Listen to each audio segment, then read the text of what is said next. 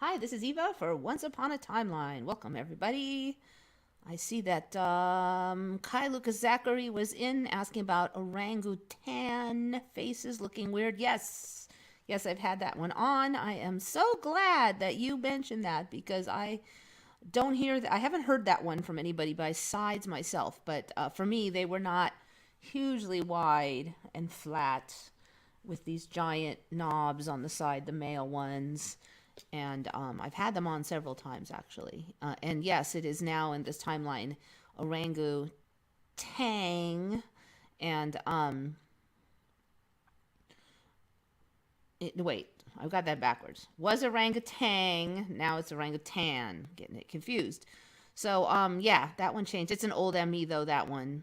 And the faces have been changing very slowly for a really long time too. All right, so who's in? 411 Aquatic Trust, Flor Candia, Janice Windsor, Jamie Sliger, Julie's Journey, Life Matrix, hello. Jumping Ship, Katie B, did I say that one yet? Monty Hendricks, Oliver Henry, Berliminal, welcome, welcome, welcome. I noticed something with a $10 bill. Has anyone else? You know, I'm terrible with those faces ones. I can't, I just suck. So I'm like useless, but and anybody else know anything about the $10 bill? You'll notice I never chime in on any of those money ones, except for like if it's not faces, then I can do it. If it's like patterns or shapes or something about it, but don't ask me too much about the faces. Oh, Monty Hendricks is Keokuk Monty. Okay, cool. It's not a strange Mandela. Okay. I was thinking I wouldn't have a lot, but I then found a bunch of stuff kind of at the end, so we kind of have a medium amount of things to go over. First thing I wanted to cover before I even get into world news is I created an alternate channel because I've been just kind of doing the Mandela Tartaria stuff, and I just found this really interesting little thing about Tartaria. Is this thing even running? I hope not. And so I just quickly made an alternate channel that goes on my regular account, and it's called Tartaria Alive. As you can see, I haven't really done anything but this quick video. And so if you're interested in the Tartaria stuff, I don't really explain it that much.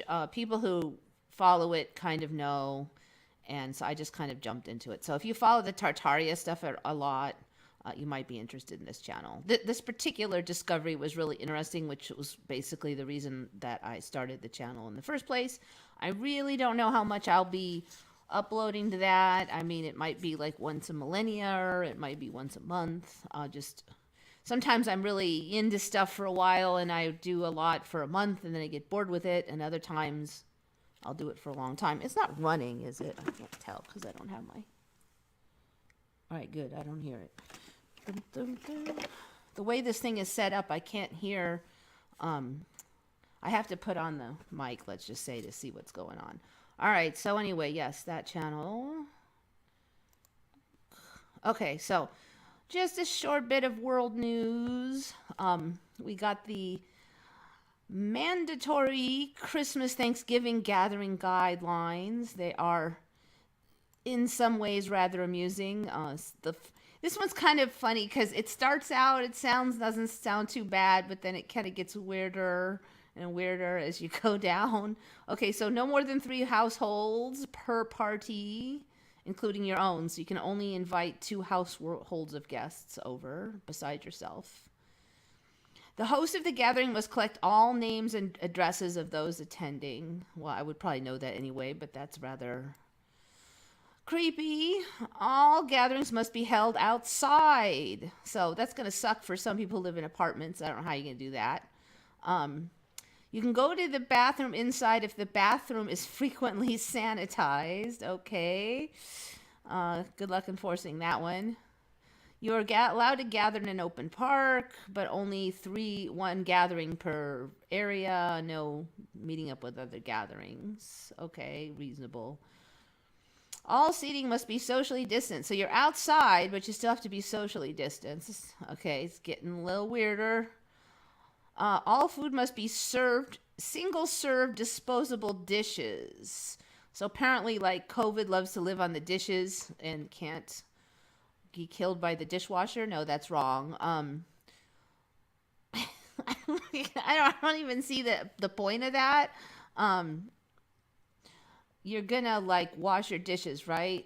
I mean, like they breathed on you. I don't know. Okay, so whatever. It's getting stupid.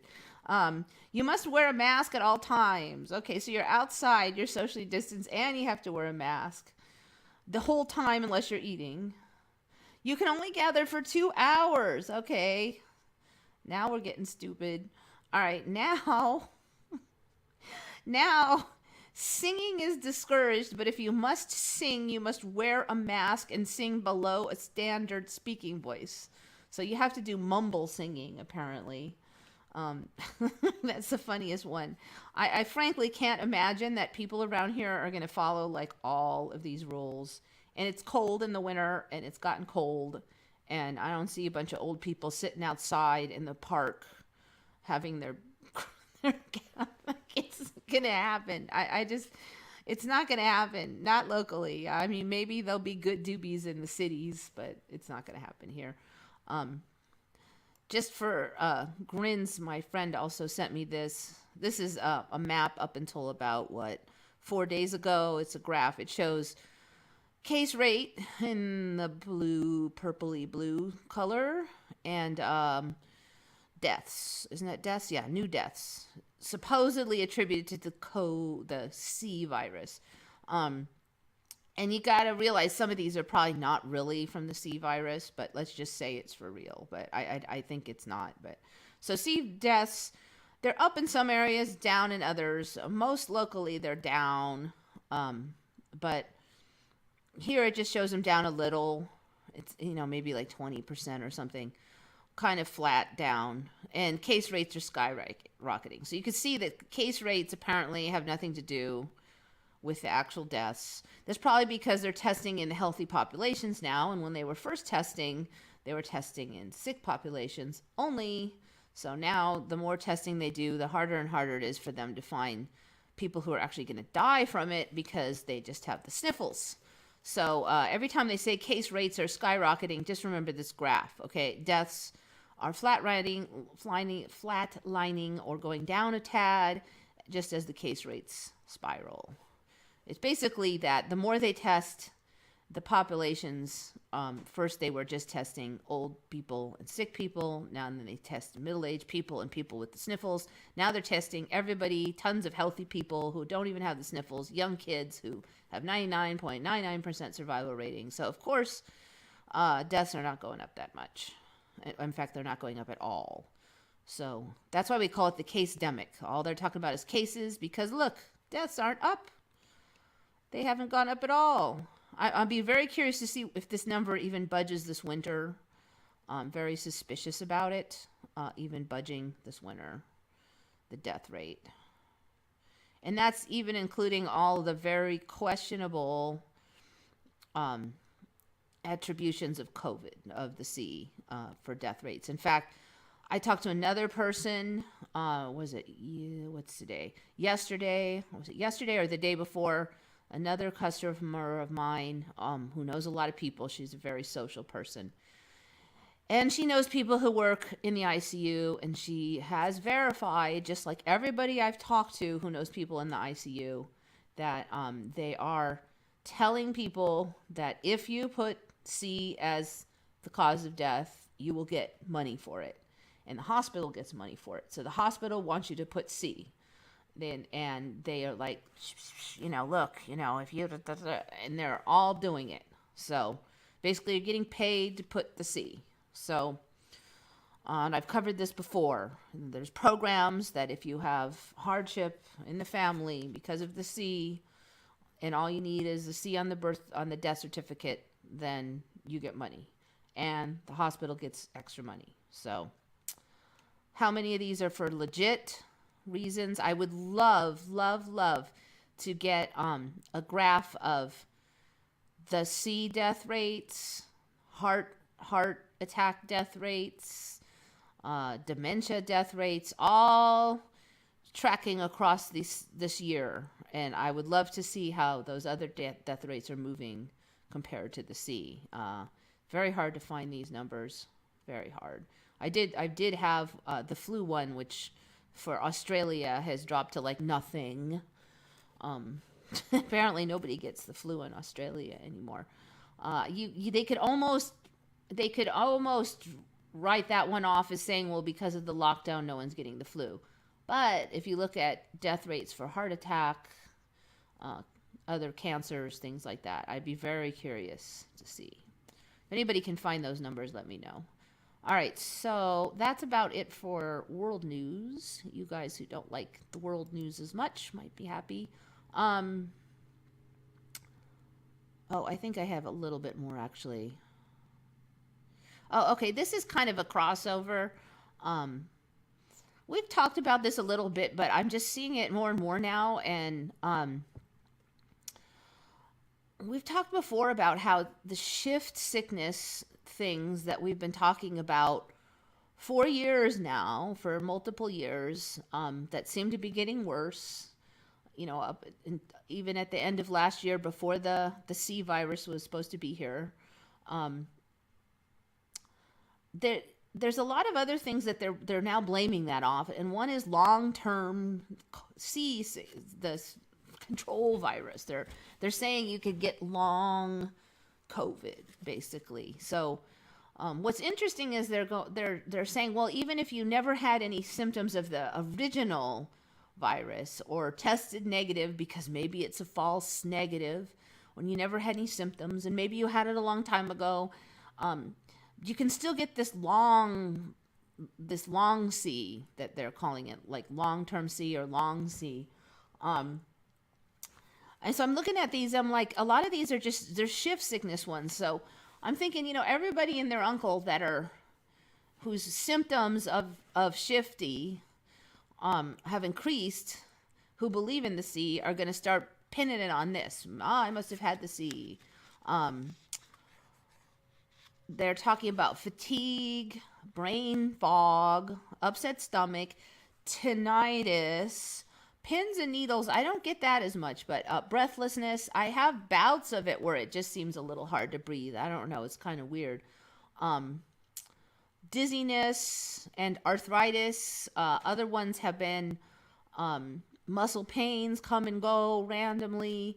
One thing that seems to be universal to it is that they symptoms wax and wane, and that's the one thing I've been saying for years now, is like, this is like no real sickness, because normally if you hurt your arm hurts for a few days, it reaches kind of crescendo and it starts to heal, or maybe it doesn't, but it's kind of, there's a pattern to an injury. It doesn't hurt like crazy for 2 hours and then never hurt again, and then maybe 3 months from now it hurts like crazy another 2 hours. Or it doesn't hurt like for 2 hours here and then hurt on your little toe for 2 hours. It just doesn't make any sense. Or it'll hurt for 3 hours, then be perfectly fine all day, and then hurt for 3 more hours the same time tomorrow. None of it makes any sense. So it totally waxes and wanes in very erratic ways. And that's what they're also describing this long-term C thing. Another thing that I've covered before, but I just want to mention again, is long-term, this is what they're saying. Long-term symptoms following severe viral illness are not a new phenomena. Influenza has long been linked to persistent symptoms, such as fatigue and muscle pain, including after both the 1890 and 1918-19 pandemics. Okay, first of all, I've never heard of this until the last year or so, this long-term symptoms thing. Pneumonia, I've heard of some maybe lung scarring, but not just regular influenza. And I have said before that there was no 1890 and 1918-19 pandemics in my old timeline either. So this whole like long-term illness thing now, it's like everybody who gets some weird symptoms is going to think, oh, this must be a long-term viral side effect or something. Okay, another thing they found was sleep disturbance, chronic fatigue, depression, muscle pains. Okay, so basically that's pretty much covered all the shift sicknesses that we've been talking about for years now. Okay, then in case you don't believe in the sea, but you're still feeling like crap, then you've got prolonged use of mask usage. This will cover the other half of the population, right? Um, there's some overlap here: headaches, fatigue, impaired cognition. The only special ones would probably be like rash is actually in the long term C one, so rashes overlap. Acne and skin breakdown on the face region would probably be the only one that was unique to the mask one. But they actually do have rash and skin problems on the long-term C also. I haven't really had that as a shift sickness, though, so I'm not sure if that one counts as a shift sickness. Okay, so this particular one, let's see, was it in this one? I think it was this one. Okay, so first you got the carbon dioxide buildup reasoning of potential problems with the mask. You've also got, this is interesting, for N95s and other medical face masks like surgical, they're saying is they put it, they were looking at micro nano plastic debris on the inner facings of the mask. And they were saying that they found a lot of nanoparticles and little particles on the mask that you're going to be breathing in all day, basically, especially if you keep swapping out the mask, because every new one has the particles, and eventually you'll suck off all those particles, but then you will be putting a fresh one on, which won't happen as much with the cloth masks. So they put these, they said that there's no standards at all about chemicals used on these masks, or if there are any particles, particulate matter that you'd be breathing in. We found plenty of micro nanoplastic debris on the inner facings, with some appearing to be loosely attached while others still connected to their structural fibers. The two types of debris often appear in the same cluster with similar morphology and texture. Figure 1 in the manuscript shows examples of these, and we have submitted a file containing additional images with methods. Well, basically, this thing here: need for assessing the inhalation of micro nanoplastic debris shed from masks, respirators, and homemade face coverings during the COVID-19 pandemic. So they're basically saying you might be sucking in a bunch of crap. I've definitely seen other stuff, other ones of these where they were talking about chemicals. This one's talking about particulate matter. So if you're not convinced that you might be sick because of the C that you might have gotten and never even felt anything, but still somehow had these long-term, months and months and months of side effects from, even though you didn't even experience the first thing, then if not, then maybe you got it from wearing all those masks. So it kind of just starting to sound like it's like rationales for feeling like crap. And people would probably really freak out more if they felt like crap and they didn't know why. But if they can say, well, look, I had virus and I felt like crap and it'll take me a long time to recover, at least that's something their brain can latch on to. I just have to, if I just stop doing this, I'll get better, or over time I'll get better, or something like that. They don't have to think that they've got a deadly illness. They just have long-term C. It'll take a while to recover.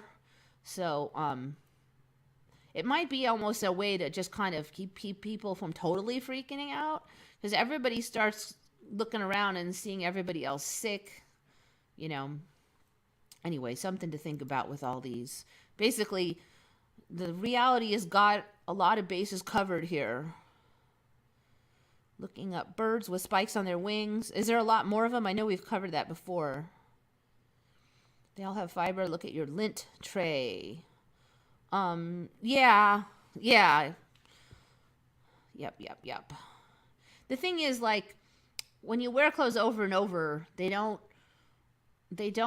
shed as much, and probably not as much nanofibers, but you keep swapping out with new ones.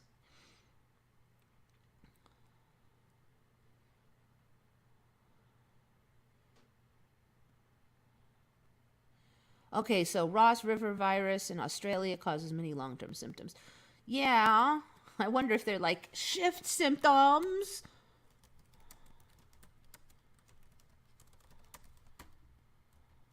And my old timeline just did not have, I think maybe the earliest ones I heard of that I'm really suspicious are also related are um, chronic fatigue syndrome was probably the earliest one, and then it was Lyme disease. And if you look at these, they're all the same symptoms. All right, signs of Ross River virus: fever, chills. The hot and cold thing is something that people have been talking about as a shift symptom too. And I saw that one for long-term C, but I have not seen that one for the masks, not yet. Okay, fever, I would assume that that is in the early parts of the virus. Muscle aches, rash, fatigue, aching tendons, swollen lymph nodes, headache. So, okay, it's all the same exact symptoms. So we basically have this stack of symptoms that's almost identical across like 10 different things now. A mosquito transmitted alpha virus. And there's probably a bunch I'm missing too. Barma forest virus are two most common. You know, I don't know. We're going to end up like 100 different things that causes the exact same symptoms. Interesting. Wing spurs, what? Oh, you don't know about the wing spurs? Birds with, what do you call them? I guess, just try wing spurs. Wing spurs. Yeah, a lot of birds have like spines on their wings now. In fact, if you actually look at your chicken that you are cutting up in your kitchen, assuming you do that, they have spines on their wings now. Like, where is it? It's on the tip. There's a little claw there, and you can see it on the when did that show? A couple years ago. I actually saw it. I got a chicken, and I'm like, there's something wrong with this wing. It's like deformed. This chicken is deformed. And then I get, because I don't buy wings a lot. I like legs, but I don't know, they were out or something, so I bought wings, and I'm like, this wing is deformed. And I pull out the next one, I'm like, this is the same. And then I just, then my brain's like, and then I just stopped thinking about it. But I do remember when I first saw it, let's just say. Blah, blah, blah. I think these are the guys I had on before. Yes. All right, see right here, spines on the wings. Looks ridiculous. Lapwing. This is the one I've had on before. Here's a close-up. These funky waddle things all over the bird heads is ridiculous too, but we'll let that slide for now. I'm not seeing any new ones. I'm figuring this is going to spread, though. This guy, I don't think I see this one. Bleeding edge. I don't remember this guy. I don't know what this bird is, but I do not remember seeing this guy with wing spurs. Spur-winged goose. Maybe that's what this is. No? There's wing spur right there.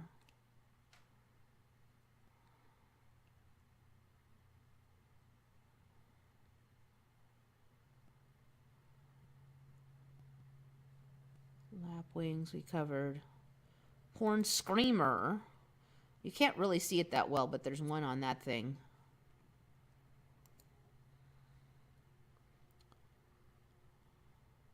All right, so there's where that one is. Wing spur.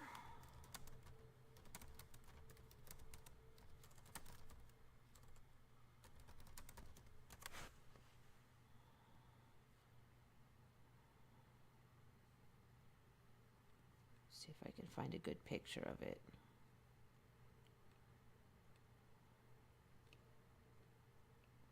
There, this shows it. This is what showed up for me right here. This looked normal, but right here, that, like, suddenly there was this new fingery thing, and that's the, like a little mini claw thing that's on chickens now.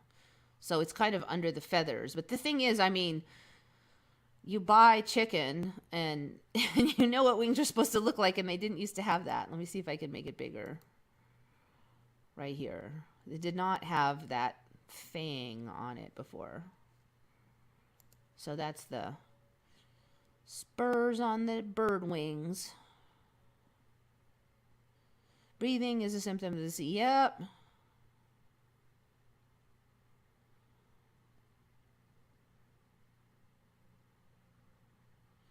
Even the long-toed birds that you featured that carried the young chicks around and their long legs stuck out, they have spurs. So now leg spurs are something that I do remember on some birds, like roosters basically. But I don't remember any on the wings until the last like 3-4 years. It's a little bit older of a Mandela, but it's been spreading. The long spider toe birds that walk on lily pads. All right, let's check that out. The long spider toe birds walk on lily pads.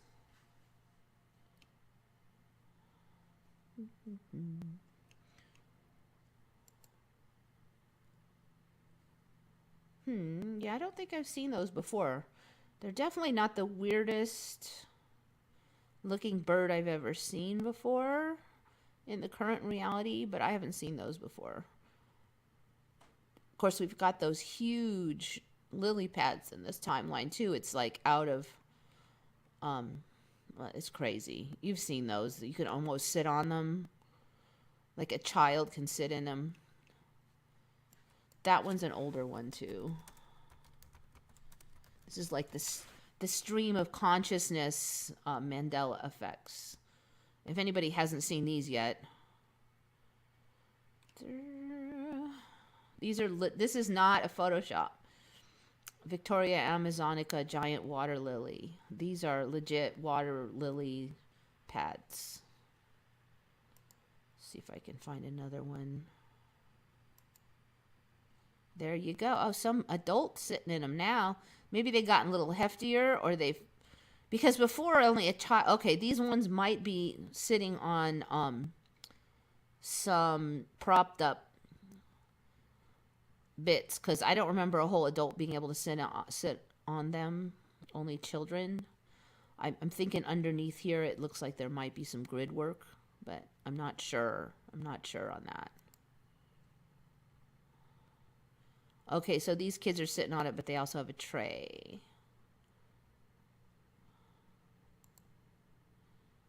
Okay, so it looks like it'll hold up an adult now, but you need a little tray thing. Interesting. So it's upgraded a little, because it was little kids only that would sit in it, but they didn't need the tray. So now, there we go. But now they're stronger. You just need to put that tray there.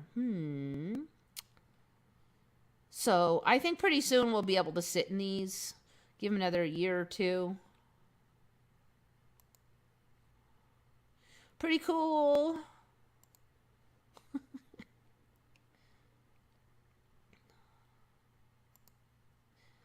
All right. Stream of consciousness. Old Mandelas revisited. Julie's Journey gave me $4.99. Thank you very much. I appreciate it.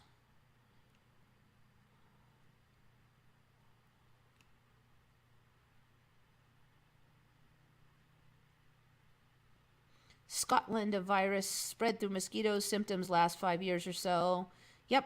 I think maybe like everywhere is going to have 1 or 2 or 3 excuses for shift sickness, basically. It seems like it's all the same symptoms. It's all like some kind of autoimmune, low-grade fever, cold kind of thing. Inflammation type issue. Neurological. It feels like something's in your nerves. You know, I'm listening to these explanations, these descriptions of their problems. I'm like, it sounds just like what we've been talking about for years with the shift sickness. Has it always been about, or a new thing? Are we talking about the Scotland one or the lily pads? The lily pads, when did I see those? Maybe about 3 years ago. I've never heard of any of these viruses, but there are other country ones, but have all that from Cipro side effects. What's maybe like everything, half of the illnesses in the universe are going to be the same. It's going to be shift sickness, nausea, diarrhea, dizziness, lightheadedness, headache. Trouble sleeping may occur. If any of these effects persist or worse, tell your doctor or pharmacy. Everybody in the universe is going to have these. I think, I think that we're just in for a big bout of shift sickness, maybe. I don't know. People have to somehow adapt to whatever's going on. Used to treat a variety of bacterial infections. Ciprofloxacin belongs to a class of drugs called quinolone antibiotics. Works by stopping the growth of bacteria. Okay, so everybody feels like crap, then gets Cipro, and then they have an excuse for all of these illnesses. And if you haven't been diagnosed in anything, you might have had sneaky long-term the sea, or it might be effects from the mask. We just about covered most of the planet now with these excuses. Mass multi-plague. Yeah, I don't know. I'm really starting to question what sickness even is to start with. A lot of this has really made me question it. Like, what's behind it energetically. Something to think about. Cipro has fluorine in it. Never take it. Yeah, I do worry more and more about what's in some of the medicines too.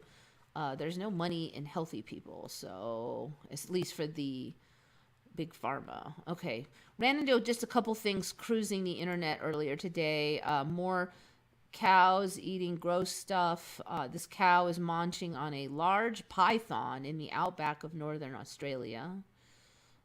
Just kind of ran across that. So I guess, when it first started, it was little stuff, like a little bird or something. But this is like quite the meal here, quite the meat meal. Bunch of bones and stuff in there. It's not like you were eating grass and a rodent fell in or something.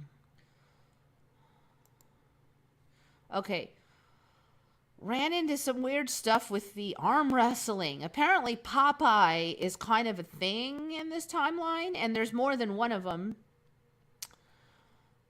So this guy's like, I guess, a famous arm wrestler.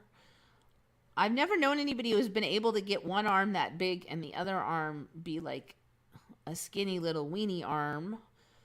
Because generally people are either pretty buffed or they're skinny. They're usually not both. Okay, so from what I could see, this part where they say due to a genetic defect, Matthias Schlitte came with a powerful right arm to the world. I don't know. I couldn't really find that they found any genetic defect in him.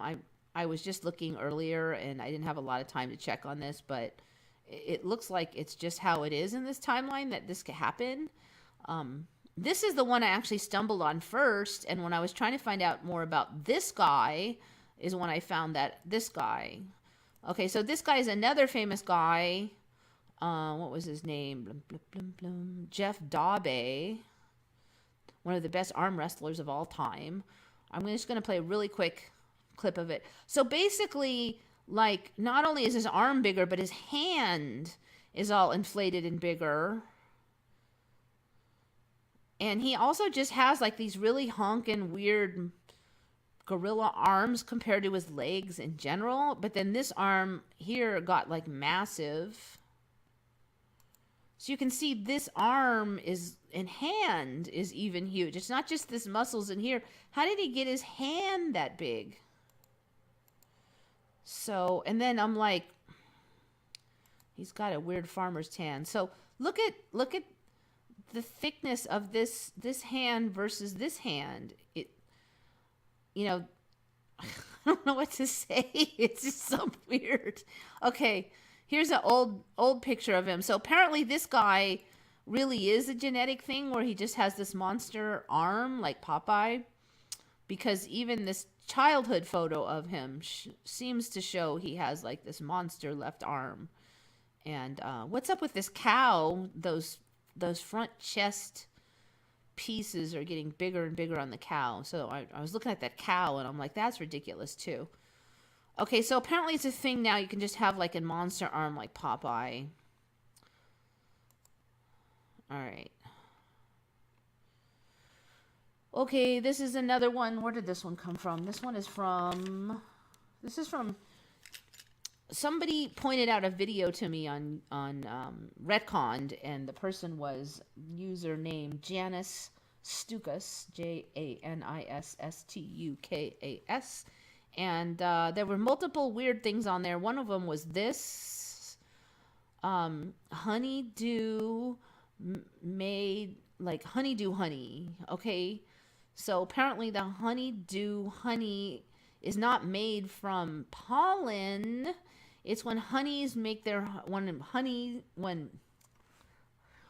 bees make their honey from like other insect like I'm trying to say it so it's not all gross. Like aphids, when they pee out the like honeydew, it's like insect pee basically, which is supposed to be really sugary.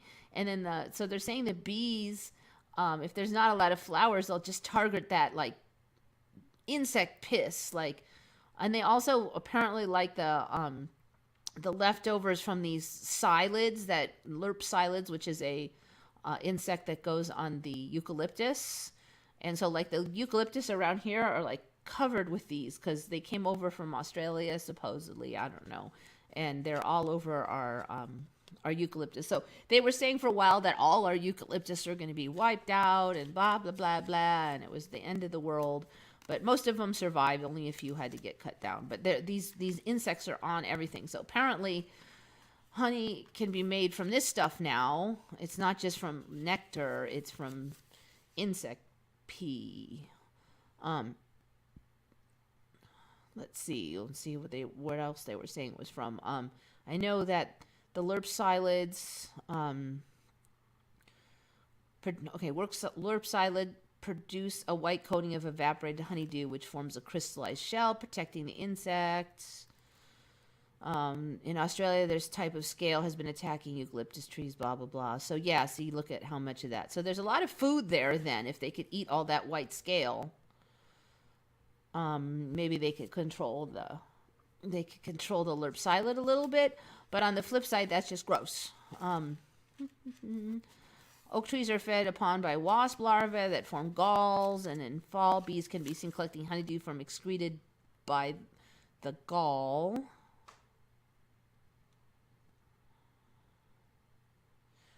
So there's all these insects basically that they can now harvest from. Asian citrus psyllid. Okay, there's a whole bunch of them. Anyway, but, it's just not as wholesome as the old world honey bees that ate pollen, like the good old days. Yeah, you're spreading insect piss on your toast. That's pretty much it. But actually, I think they have to, consume it and then barf it back out. So you're eating insect piss barf. How do you still want it? Checking the world map for any changes. I don't know. The whole world map is a big fat change. I actually got some stuff later. I was just going to talk about the Philippines. Hands have muscle. I don't know. I mean, hands used to always be the same size for me. Inject steroids. See, that one guy, he had those giant arms since he was a little kid, so I don't think he did anything to him. Also, I don't think you can inject hormones into just one arm because it'll spread all through your body right away. Eat spinach. Yeah, so basically we have Popeye now. I know.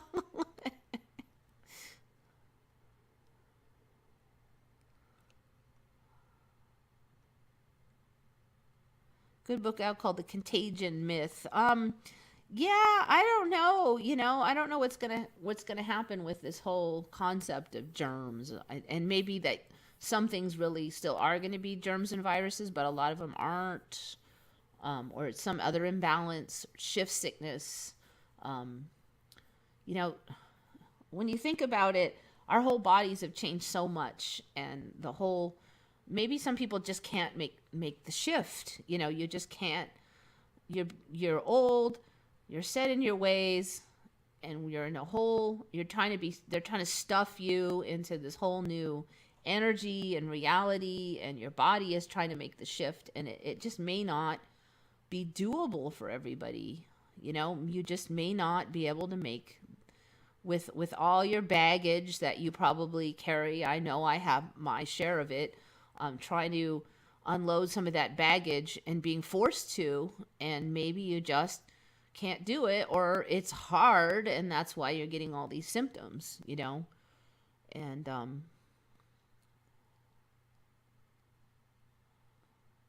I've seen that bird's nest thing. Yeah, I've covered that that's an older video from a few years ago. All cartoons are going to come real. Yeah, I know. I know. Pakistan change. Okay. Remind me when we get to the geology changes. Actually, maybe I'll just do it now. Covered that one. Yeah. Boink. So, Philippines. Philippines is another spelling that constantly changes for me. Ah, Philippines and Filipino. For a while they were both like one, they were both two L's and one P, but I think last I checked they're actually one L and two P's.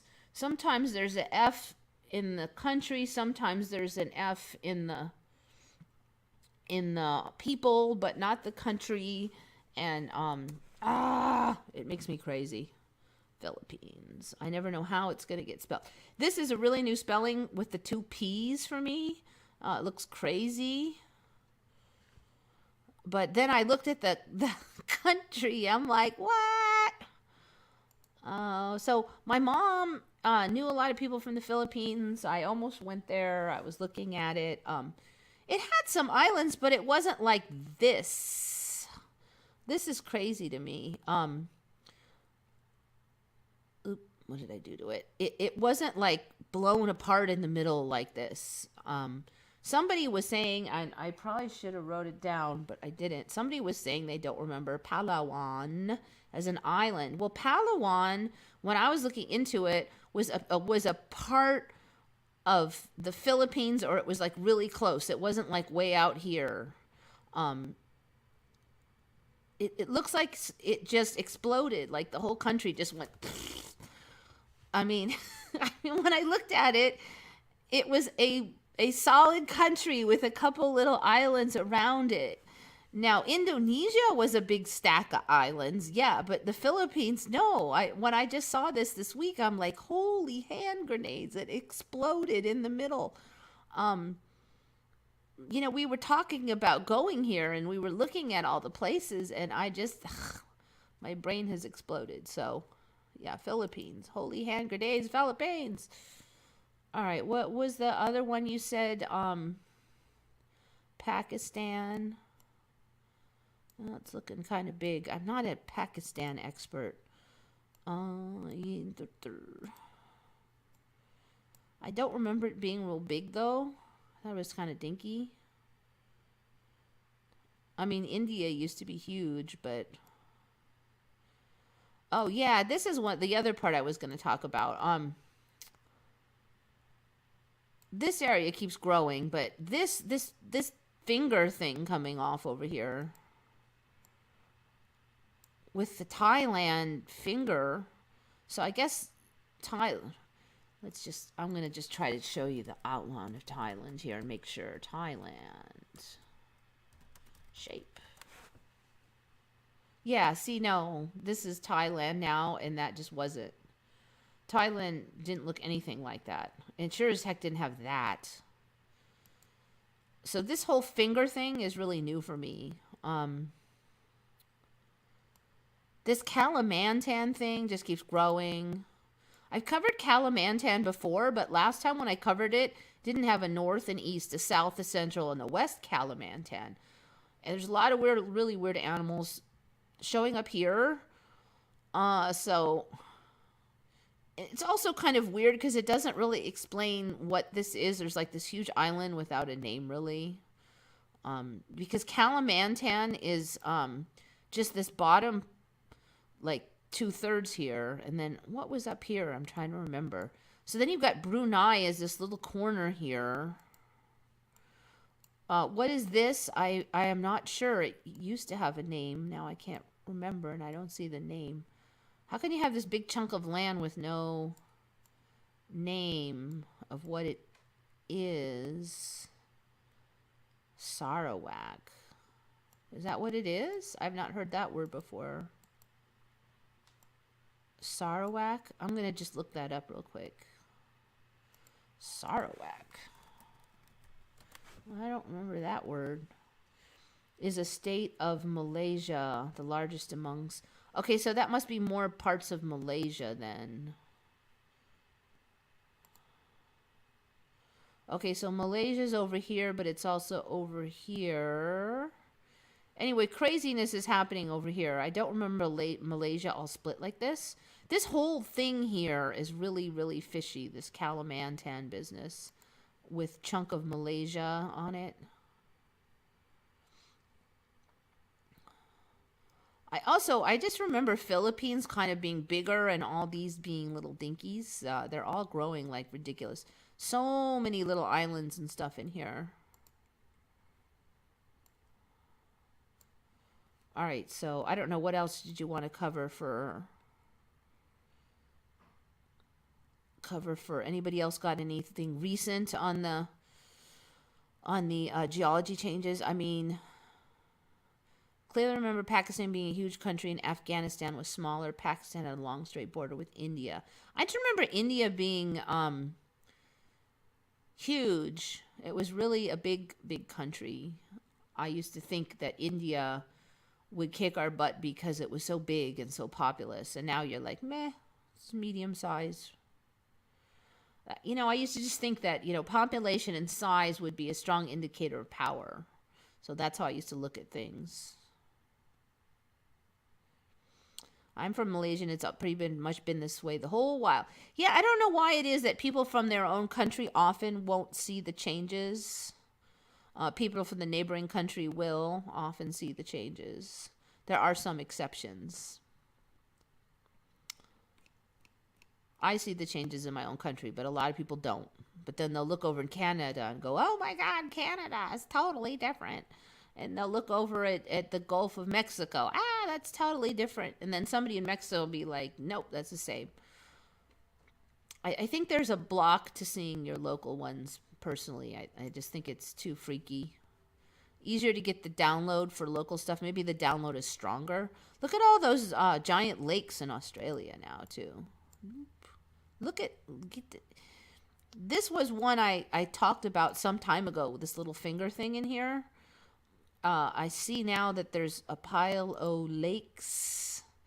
Now, I'm betting that these were probably dinky lakes before that didn't show up on a map, and then they just got really big. Yeah, I think I've covered Lake Torrens, but it wasn't that big. What's this lake here? It's huge, but no name. Gardner, Lake Gardner National Park. Torrens. So yeah, this completes this follows the pattern of freshwater Lake Eyre. I covered Eyre and Torrens last time. I don't remember Gardner, whatever I just said that was. Gardner. I think Gardner might be a newer one.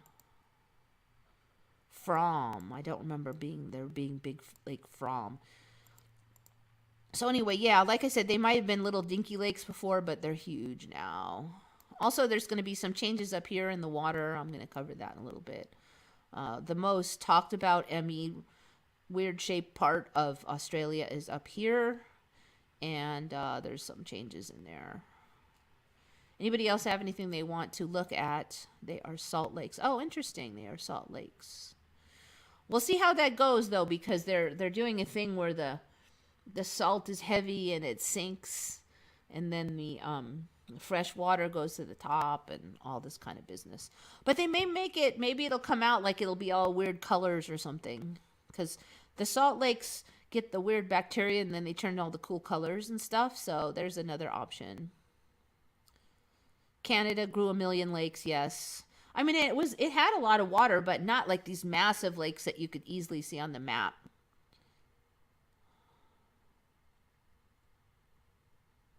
What if you meet someone that's from a place that never existed for you? Yeah, I don't know. I mean, has that happened? No, it has not happened for me. I've not met any people from these places. Yes, they go pink. Aha, I got the number now. They go pink. And I bet you'll start to get more and more variation. And they'll get to look more and more cool with different shades and purple. And then there'll be other color. I don't know. I bet we'll get all the colors eventually. I'm sure of it. I mean, if you just look at some of the stuff like in Yellowstone, then we can easily get all those colors because those bacteria already exist in the timeline. I would not be at all surprised if we find food sources in there and all kind of neat stuff too.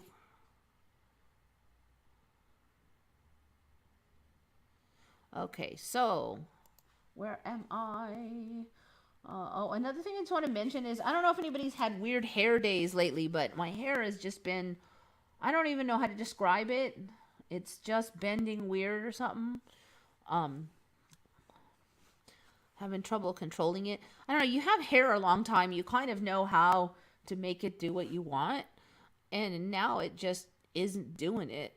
I was like, like hairspray. I don't know. I mean, if I had this hair all this time, I would know how to handle it. But my hair got weird.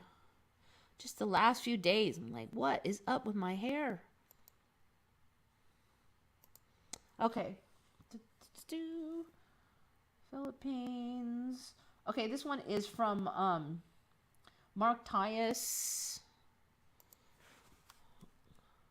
This timeline loves its flesh-eating bacteria. There used to just be one.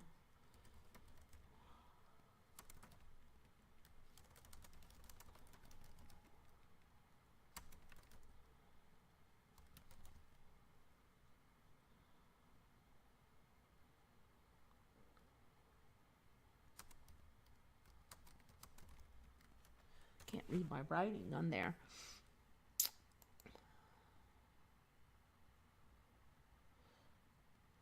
Marctius found a bunch of stuff this week. He gets the brownie points for finding, seeing more Mandelas. Okay, microbes so dangerous it can strip the flesh from a person's arms and legs. Showed up in Waccamaw River 8 years ago. Spreading up. Basically, they're saying they're finding it all over in these two states. And then they're saying there's more of it after hurricanes. People infected by Vibrio. I've never heard of Vibrio. There was only one flesh-eating bacteria before, and it was, I think it was just one of the really common ones. And then they said, well, sometimes it turns into flesh-eating, and they don't know why. And I thought that was really strange at the same time. It's like 99% of the time it's not flesh-eating, but somehow switch is flipped and it turns flesh-eating. That was the story we're getting. But now we have specific ones that are flesh-eating, and one of them is Vibrio, but there's other ones, so they're like spreading. More than 500 people have been sickened by Vibrio. And then they're saying it can get into the shellfish, and you eat the shellfish, and then you can get sick. This timeline has a lot of gross stuff in the fish and shellfish that my old timeline didn't really have. So, yuck. Got you. Okay, another one by Marctius. This one is just more like tech before its time kind of stuff. Nothing totally shocking. It's interesting.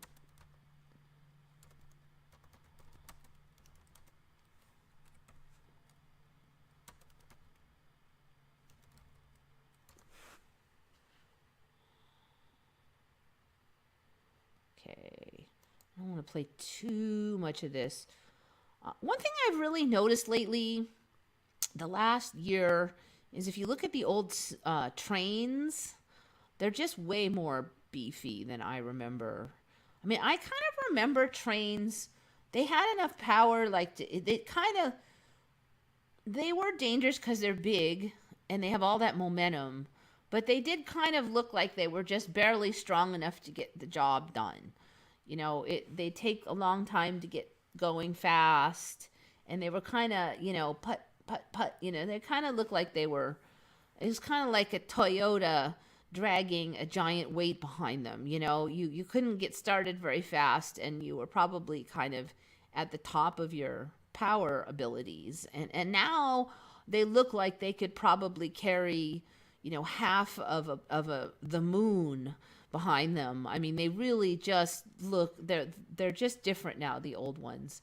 And so this remind me of this because this thing looks more powerful than the old trains I even remember seeing.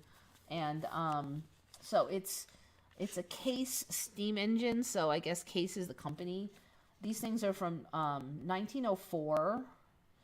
They're able to pull at least 57,000 pounds uphill because they were tested originally when they were created and found to pull that much, but probably more because the 57,000 pounds was no problemo. All right, I'm gonna try to jump ahead a little here. Okay, so we don't want you. So basically, it's gonna plow these are all plows that are all attached back here. I'm not sure if this is part of the original contraption. Basically, it's a steam engine tractor from 1904. And it's pretty darned impressive. So at first I thought this was new, but no, this is an old beast. Much well taken care of, I would guess. But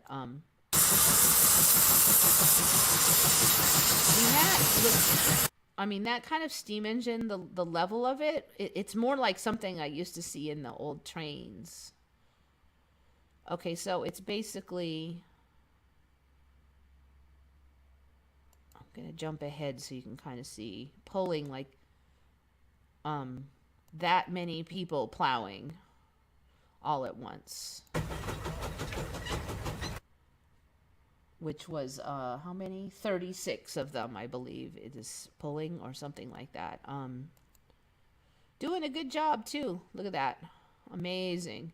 I just don't think we had that in my old timeline, that kind of ability. A beautiful piece of equipment. I think even maybe more powerful than the trains I remember from my old times. Look at that, just beautiful. See if it'll play any more for me. Seems to be a little angry at my clicking around.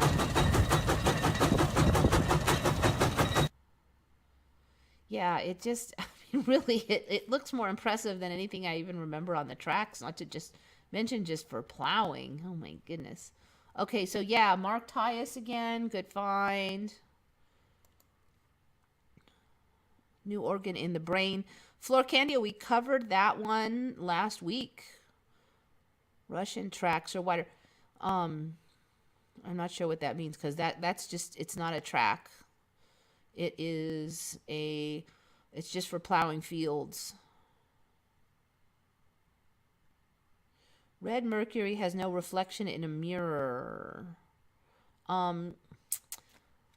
Isn't that just a legend though? I don't think there's anything that actually has no reflection in a mirror.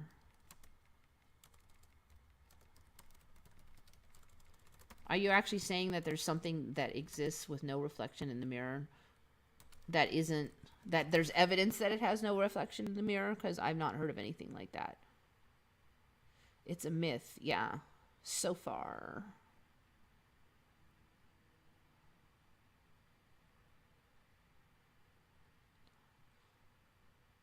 I mean, who knows what is going to exist or will be said to exist, but right now it is not said to exist.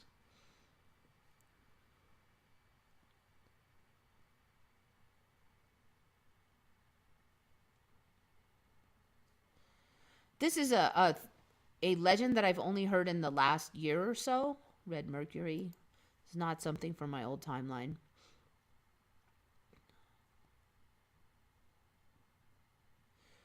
I saw a video where a lady got a liquid form of it and it blew my mind. Yeah, but with video editing now, you really can't trust anything.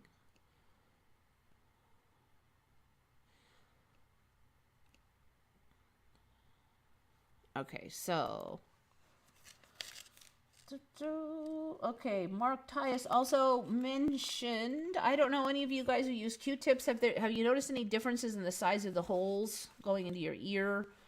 For me, they're larger.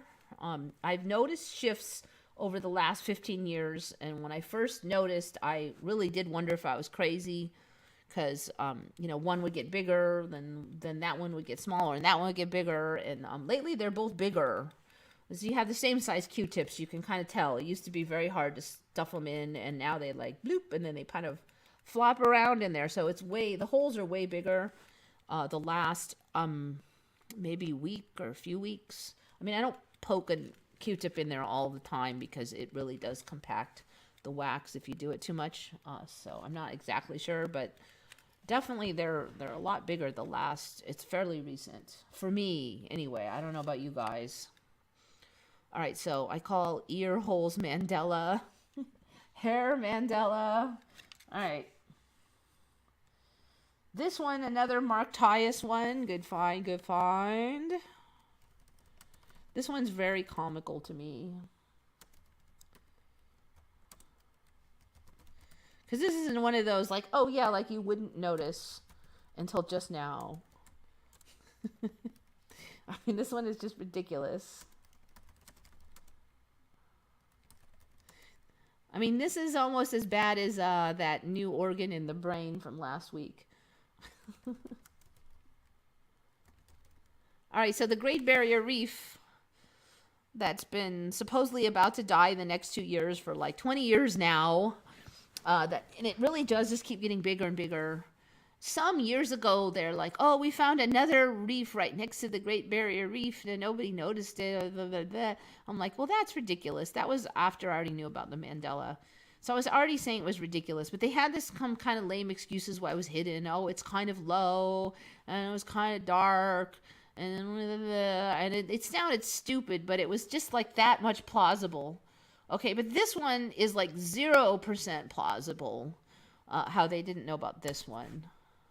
So the Great Barrier Reef, the more they talk about it disappearing, the more reefs just kind of pop up all over the area. So I wouldn't worry too much about the Great Barrier Reef. It says it's 50% gone, but it's like 200% larger. All right, Great Barrier Reef. Scientists find reef taller than Empire State Building.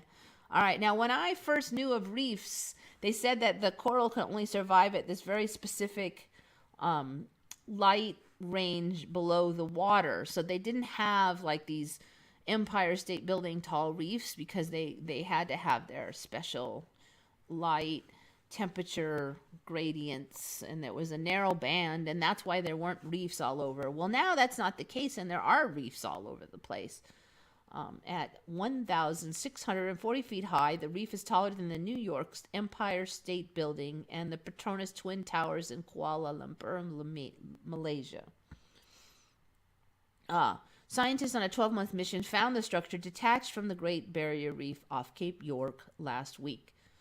They were conducting 3D... So basically, it was right by the Great Barrier Reef, but not attached to it. So, like, are you to tell me that as much studying has gone into the Great Barrier Reef and all the people who've gone down there looking, nobody saw a reef right next to it the size of the Empire State Building? And this is apparently a map of it, which looks ridiculous.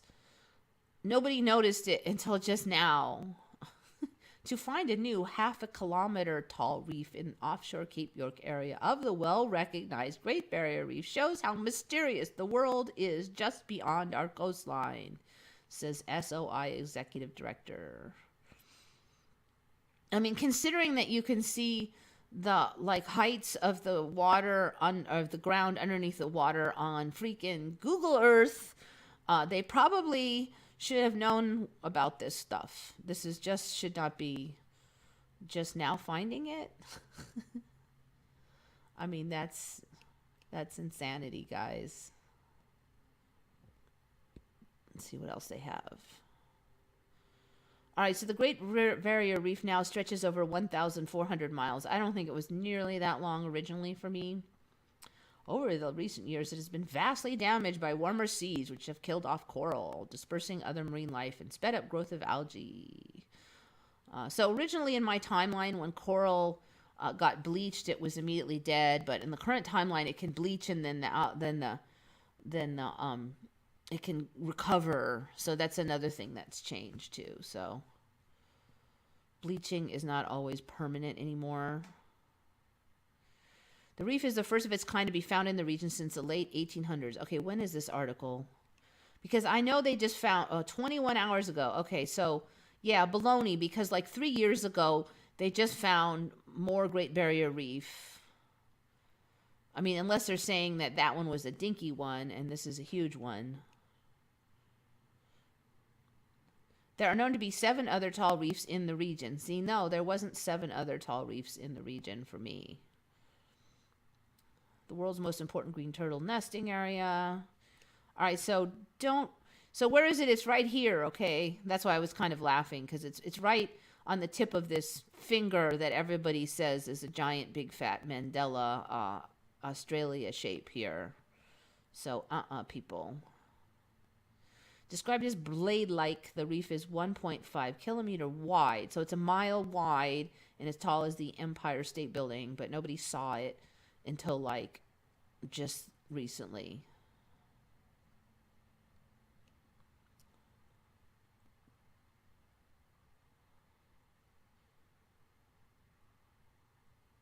They also found 30 new species. Okay, so you get the idea. I call baloney.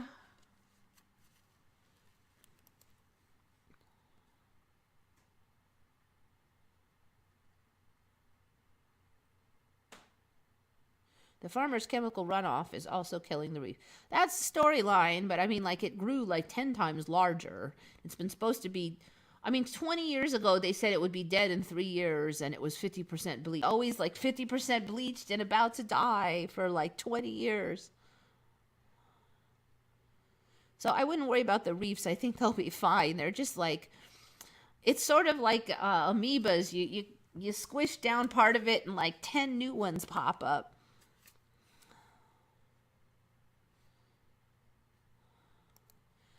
See, I'm not worrying about the plastic and stuff too. I don't know. I think we just love to scare the crap out. The more we hear about like the horrors of something gonna disappear, the more of those things there are. Like they were saying that the salmon was gonna run out. There's like 10 kinds of salmon now. There's salmon in areas that were never salmon for me before. But for years we heard about the salmon were that close to being extinct. There's 10 times more salmon than there ever has been for me. So I just don't sweat those things. I don't.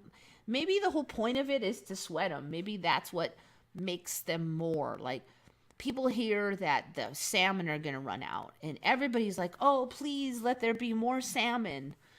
And there are. There's 10 times more than ever. I mean, maybe it's that fear that grows the new species, or maybe that's part of it. That like emotion involved in the story.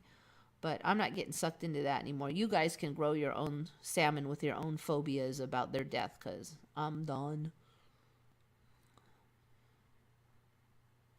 Yeah, I'm going to go on the water and the moon thing. Actually, PJ was the one who pointed that one out to me. Some of these new things come out, I get like 10 people. So look. Maybe people just need to care more. They've been caring plenty because these things are growing by leaps and bounds. There's incredible numbers. Every time there's a new animal, it starts out as critically endangered. A week later, or a month later, or a year later, it's partially endangered. Then it's threatened. Then there's millions of them, but oh, be careful because they're running out of habitat. And then I'm done. You know what? We're going to get plenty of animals. I'm not worried about it anymore. Every time they say something's going to be extinct, there's just going to be, it's going to adapt. Their body changes, their habits change. They become a new creature to the new environment every single time. The bald eagle is so different now, and there's so many more than there's ever been.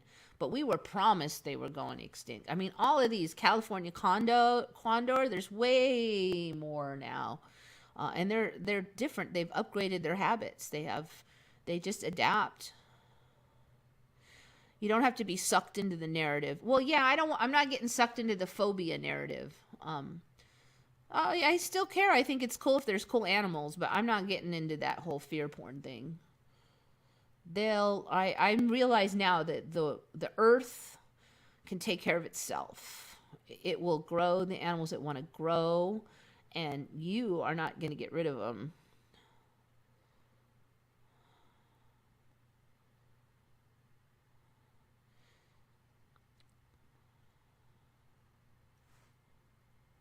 Physics is really different here. Yes. A lot of new chemical elements. Yes.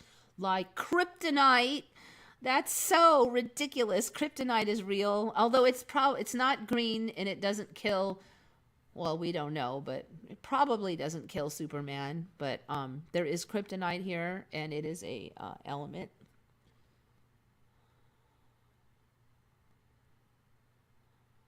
Kryptonite. That was one that totally makes me laugh. Humans are the worst animal. I don't believe that. I think that we are all here doing what we're supposed to do. There seems to be this mantra in the current younger generations about us being horrible. I don't think we're perfect, but I think we're meant to be here and learn from here. And I think we add a lot to here, and I think we add a lot to the creation of here. I think a lot of the animals that are created, if you look at them, their aesthetics is a very human oriented. Lots of teeth, lots of feathers, things that humans either love or hate is what's growing in these animals. It's not a bunch of gray rats. They're all interesting to humans. I think we create a lot of this reality, including the animals, and we're integral to here. So I don't think we're the worst animal. We're not the best animal. But I think we're extremely integral to the ecosystem here by our creative skills. I think that's why we're here. Basically, if you think of it this way, okay, if you're a cat, you can be a jerk and get away with a ton. And you can be selfish. And if you have a cute face and you purr occasionally, then you'll get your way. All you have to do is not bite people and purr and look kind of cute. Okay, and then find a sucker. Now, if a human did that, it would be considered a horrible, money-grubbing, greedy, whatever. There's a lot of words, okay? So if a cat personality was to upgrade to a human, then, oh, you're a horrible animal. No, that is just what you are. So think of it like that, okay? A cat gets away with a ton because they're super cute, and you don't expect a lot from them. You just expect some minimal requirements, including looking cute. So, yeah, I don't think we should either think humans are the best or the worst. We're just part of the ecosystem. Yeah, voidscape. There's a lot of things that animals do, especially in this timeline. There's actually a lot of really extreme things that animals do in this timeline. I hope that we will get through to eventually a timeline where some of that goes away. I think we could. I don't know exactly the parameters, but I'd like to see that. We're here to learn like everything else.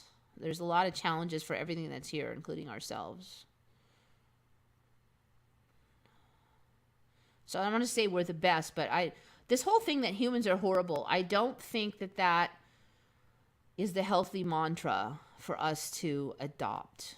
We have certainly learning to do, but if you tell yourself something over and over and over, you're brainwashing yourself and others around you in a very negative way. If you're gonna brainwash yourself, pick something that's more productive, like I can improve, I'm gonna get better, I'm going to learn, I can do it, something like that. Pick a healthy mantra if you're going to repeat it over and over. I think animals are a reflection of human consciousness. I think in many ways, yeah, voidscape. I think in many ways, but I think we probably co-create. But I think humans are probably a more sophisticated consciousness overall. Maybe not to every species on this planet, but I think we're a very dominant as far as complexity species, and that we contribute a lot to the co-creation here. I mean, the animals come in and they have their own energy that they contribute, but I think that we are a lot of it. Human faces on some animals. Yeah, everything that's from your nightmares and everything that's from your dreams is being manifested right now in the animal kingdom. Humans are. See, I don't think humans are the virus. No. Nope. We're all co-creating some kind of weird place. I don't know where that came from. I don't really see the point of it. Just saying that we're horrible. Nature created us. Whatever created this whole place and us, we're all here together. I don't really see a point in saying we're the best or the worst. We just are.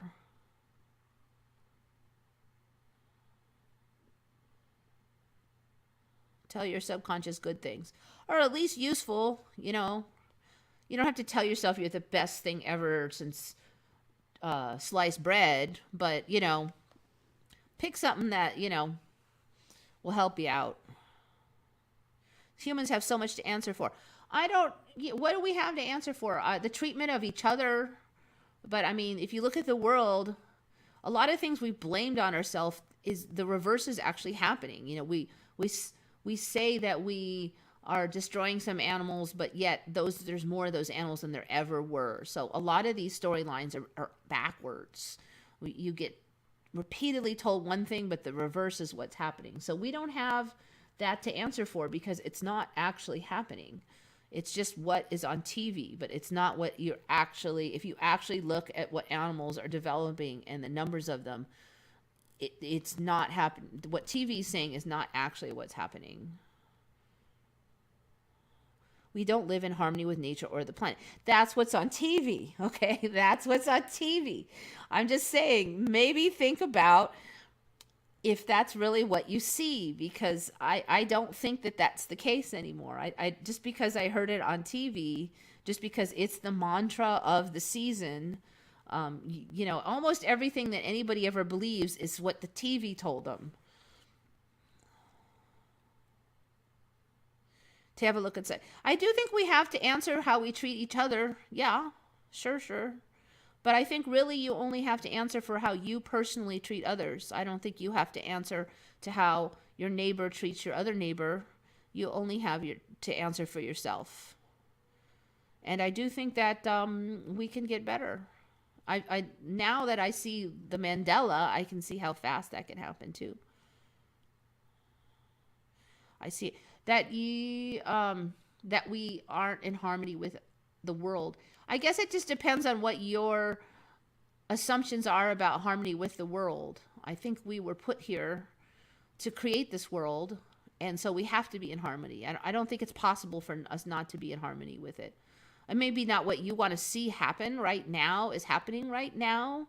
I don't think that means we're not in harmony with it. I don't think there's any choice but to be in harmony with it, because we're co-creating it.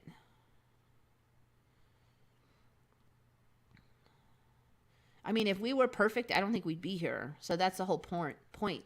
It's like, all right, you have a 2-year-old and a room full of toys, and the 2-year-old goes in there and flings a bunch of toys around and breaks some of them, and then they fight. And then as an adult, you kind of laugh, right? Because that's what 2-year-olds do. And you want to say the 2-year-old is not in harmony with their environment. Well, the toys are only there because the kids are there. The other kid is only there because the first kid is there. You expect them to make mistakes and learn. So when 2-year-olds fight with other 2-year-olds, you just kind of laugh because they're not developed yet. And I think that that's us. We're undeveloped creatures. So I don't call that necessarily disharmony, because we are expected to be undeveloped creatures. So we are doing what we are what our level is. it's an expected behavior from our level. I do think we could probably do better. We might suck more than maybe it was hoped, but I don't call that disharmony. I call that us being what we are and still having a lot to learn. I mean, if a 2-year-old throws something and goes, "No, I don't wanna," and acts like a bratty 2-year-old, you don't say that that child is horrible. You just say that child is undeveloped. And there's a big difference there. Some are going backwards. Yeah. Yeah, that's kind of another thing, though. I do think there'll be a splitting of the people. I'm not 100% on that, but I think humans are like traumatized children, quite possibly. But I think that might be part of the test, to see through it all. I mean, if you had all the answers, it wouldn't be a test. You have to learn to go into that inner knowing. And even if somebody tempts you to be bad, to go, no, that's wrong. And that's the test. And if you fail the test, you keep getting the test over and over again. So that's part of the test. It's hard. I think we all know that it is hard. It's a hard test. Okay, we're getting to the moon one. Okay, this one was, a bunch of people have sent me this, but it was actually from PJ, my friend PJ online. She's gotten all into the Mandela effect lately in the last few months, and so she's always sending them to me she's somebody I knew from way back, like 20 years online. I've known her.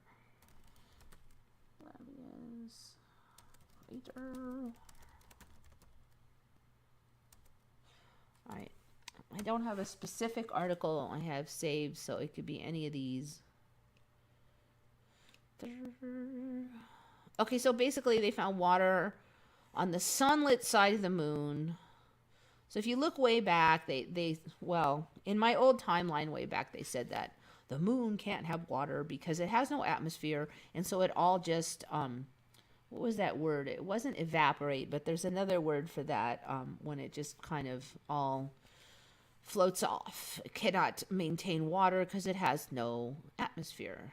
And that was like, of course. And if you thought anything else, you were a complete moron, because science, okay?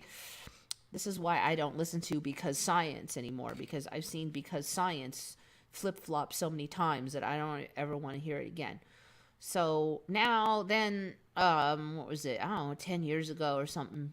They're like, oh, there's ice way in the deep craters. I'm like, but I thought that you said that was impossible. So at first there was ice on the way deep craters. Oh, it's been confirmed. There really is ice on the way deep craters. Just a few of the deepest ones. Then it was a bunch of them. Then it was all of them. Then it was all over the freaking dark side of the moon that there's ice and there's frost and that. Okay, so now we got that there's, oh, hey, guess what? There's molecular water on the sun side now, and not just in the deep craters. So now the storyline is bizarre because I was looking it up, and first of all, they're saying it's not just in the deep craters. It can also be like shadows under a rock. There could be water, shadows under a rock, and it's molecular water. I'm like, what do you mean molecular water? I mean, like, is there some kind of water that's not molecular water? So what they're saying is it's not ice, but it is molecular water trapped in glass. I'm like, well, how did the glass form in the shady side of a rock then? So I don't really get it. But anyway, there you go. There's molecular water. The story is a little shady, if you will pardon the pun. I think we'll see it grow, but it's probably kind of midway to its final destination right now. But okay, not just the craters, no, in glass. I know. So it's, I know, I don't know. I don't really get it. I read a number of articles. it's trapped in silica. I'm like, well, how does the silica form on the I don't know. I heard there's so little water, it's still considered a desert. And I think that might be a little older story because that's not what I've been getting lately. Um, but hey, you know, they consider Antarctica a desert too, so because apparently a desert just has to do with snowfall. So, I mean, everything's like there's piles of ice in Antarctica, but there's one little spot that there's not ice is a desert. So, the terminology is being stretched like worse than Gumby around here. There's an envelope of deception that distorts truth to separate us from guidance. From truth, it creates lies because men are not perseverant, so they run back. Okay, I don't really get that one too much, but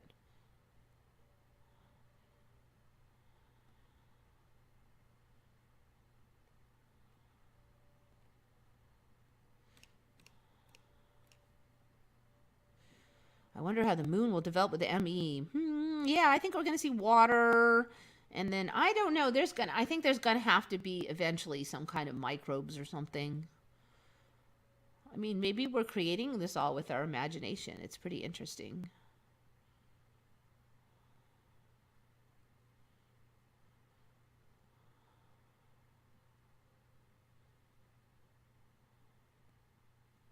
Okay, so I only have like what, three more? No, two more. Okay. First one will be like jamming along. I'm going to be under 2 hours today, I think.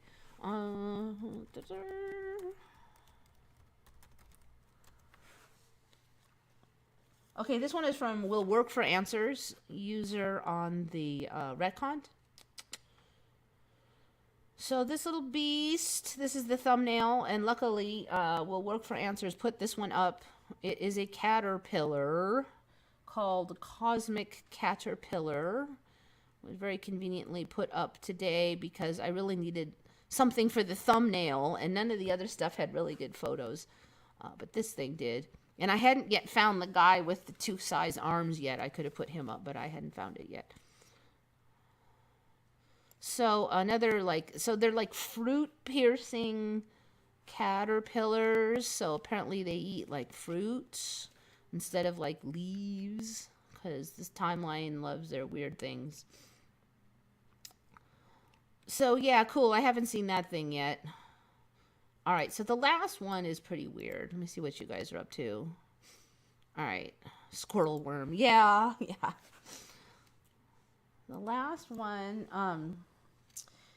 okay, that Honeydew honey was from the video for Janice Stukas, the user on Retcon. And this is also from that same video by her. Her video was on aphids. And so this one, this is the concepts I got off of her video that I was like, what? Telescoping generations. Have you heard of that? This weird animal breeding stuff these days. Pretty weird. I thought I'd seen enough weird things, but I certainly have not. Almost kind of scared to see what other stuff's going to come down the chute with reality when it comes to this breeding stuff. Okay, so we have the parthenogenesis. I've covered that before, and that's when females like just basically give birth to clones of themselves that have no male genetic input. Then we got like whole species that don't have any males, and then they just give birth by parthenogenesis. Then we got species that the females don't have any males, but somehow they're still able to mix their DNA somehow, so that they can give birth without males, but somehow there's still some kind of genetic shuffling, so they're not clones anymore. So now we have telescoping generations, and that is basically when the female gives birth to her clone, and when the clone comes out, it's already pregnant. The baby is already pregnant with the next generation. And in some cases, that, I mean, like, it's sort of like this telescope because, like, each generation has they're pregnant with the next one so, like, you give birth to a baby that's already pregnant. Inside that baby is a baby that's already pregnant. Okay, if your brain does not freaking explode, that's telescoping generations. There's different versions of it, and I discovered this because they're saying aphids do that. That the lowly little pain in the butt little green things that get all over your leaves that the ants love to farm and had dropped the honeydew. Now some of them have telescoping generations, and some of them have weird ones because they'll have like a whole year's worth of telescoping generations, and then some of those will breed with males at the end of the year to like shuffle the DNA, and then they'll have a big load of parthenogenic telescoping generations. And then, I mean, can you imagine the breeding capacity of something that is born pregnant?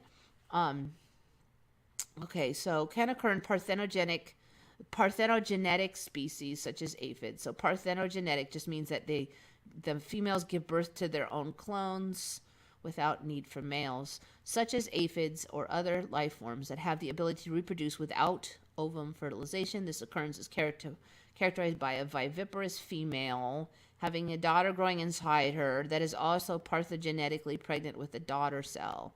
So you have a baby inside you, and that baby, before it even comes out, is pregnant. This pattern of reproduction can occur in certain mites that are not parthenogenetic, dactylidium or whatever, in which the young hatch and mate within the mother, eating her from the inside and then escaping. In some species, the males never escape, and in others, they die shortly afterwards. Okay, so this is a different batch of them where it's different version of telescoping generations, apparently, which is even more gross.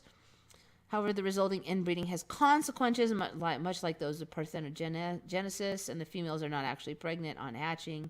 Okay, so that's a different version. But basically, telescoping generations is that your baby inside you is pregnant with its baby before it even comes out. Tell me that's not creepy. So right now we just have it in aphids and mites. I have a sinking suspicion that we'll start seeing it like, you know, like in lizards or, I don't know, something that's famous for rapid breeding probably. We'll see this in other things, I'm sure. So that, I believe, is everything. Ear holes.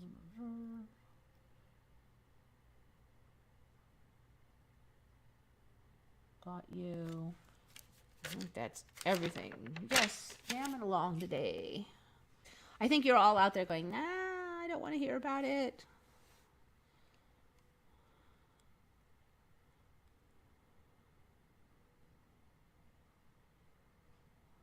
Boiling Frogs is out.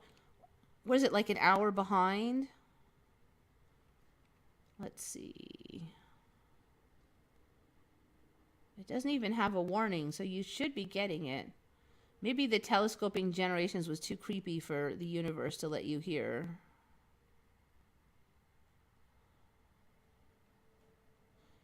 Anyway, thanks for coming, Boiling Frogs. It's kind of creepy that nobody said one thing about that. Are you guys just that far behind right now? Because you're still talking about Superman.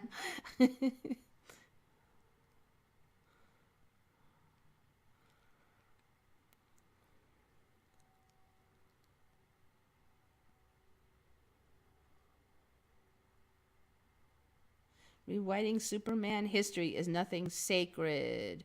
Wait, kryptonite makes Superman weak, right? Have you... Okay. At least in my timeline.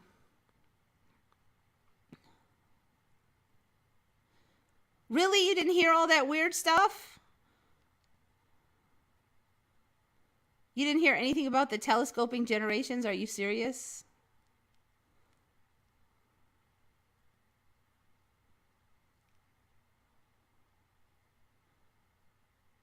Okay, I'm put it back in.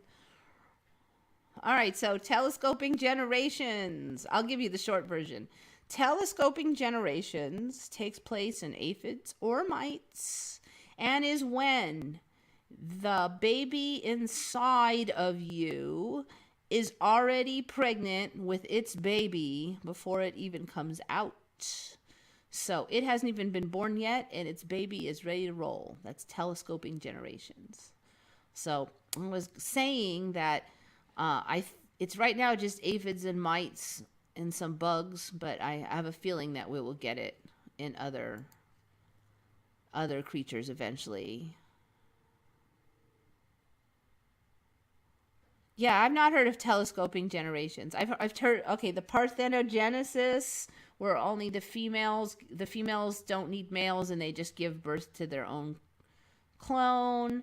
And then there's the species that don't need males anymore. Those are all Mandelas for me. But the parthenogenesis is definitely the oldest of the Mandelas. The last few years, there's been the species without males.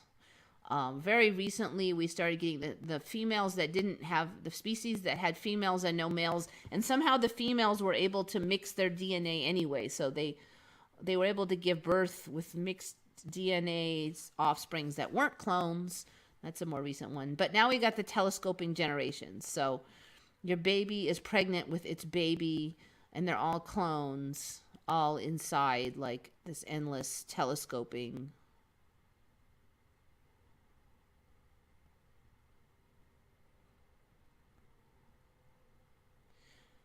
Telegen is the most disturbing thing I've heard in a long time. You know, some of you have heard of it.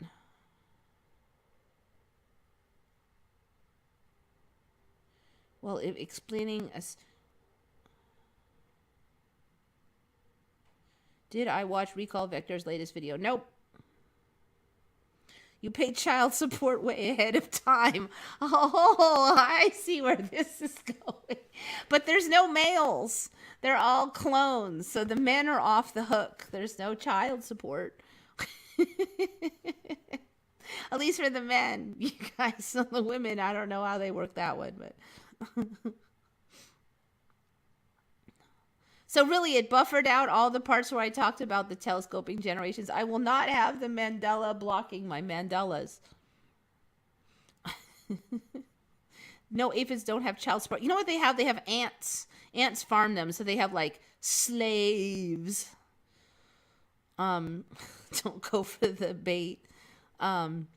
Oh, you know what? The other thing I read somewhere, I don't think I saved this location, but when I was talking about the honeydew, and they were talking about the lerpsilid honeydew.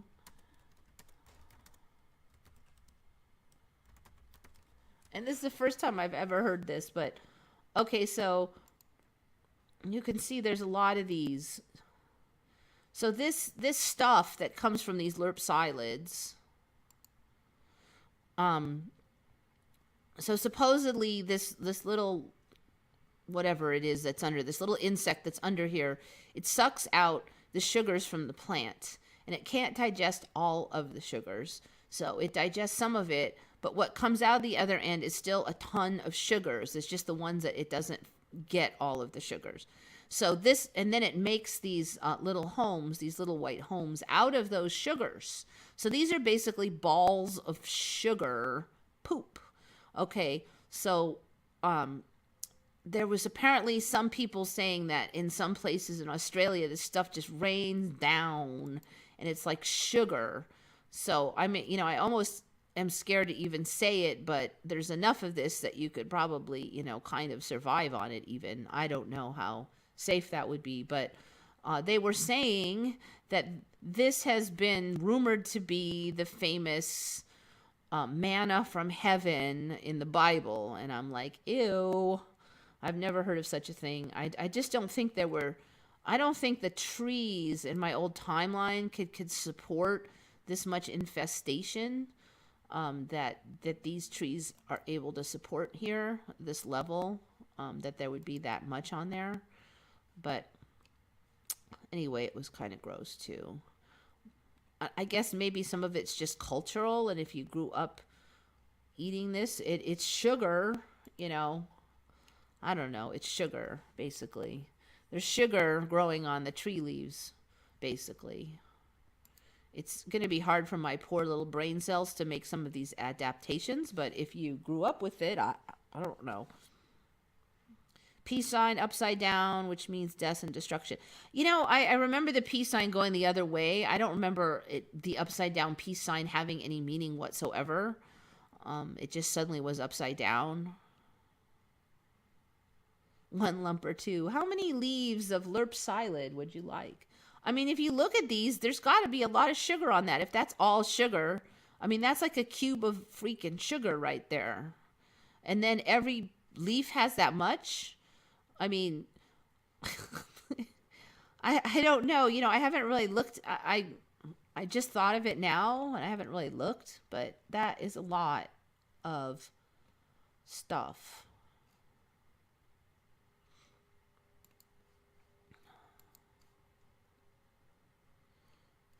I mean, the universe, the world is that's definitely another pattern. There's a lot more food sources now. You might not like all of the sounds of all of them, but there does definitely seem to be a lot more. I mean, that food source has got to have a lot more caloric content with a lot less effort than, say, grains. Well, grains are tiny little things. They're very indigestible. They have to be ground up. They have to be treated in all these different ways in order to be even digestible. And they have a lot of phytic acid in them that leaches vitamins out of other foods and blocks digestion. So they have to be treated in all these ways in order to be safe. And then you've got like these leaves full of sugar basically now. So it's quite a different thing. Yeah, grains are ridiculous. How do we ever even, the amount of labor intensive requirements for those things.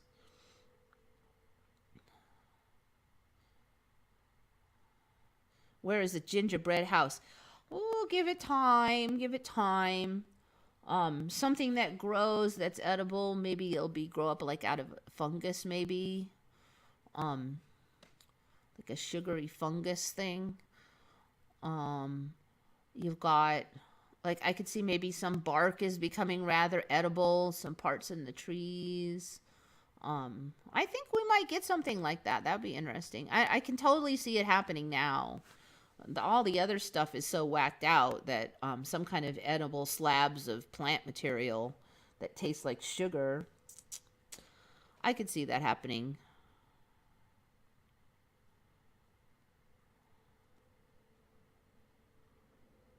Candy tree.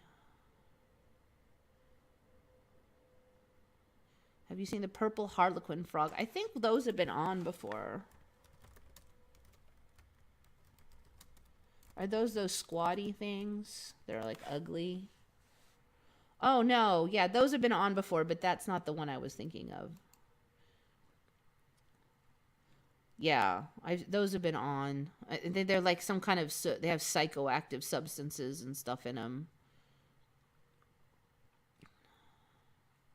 Yeah, they look like some kind of thing you'd see after you took the psychoactive substances. When you think about it, that's rather ironic.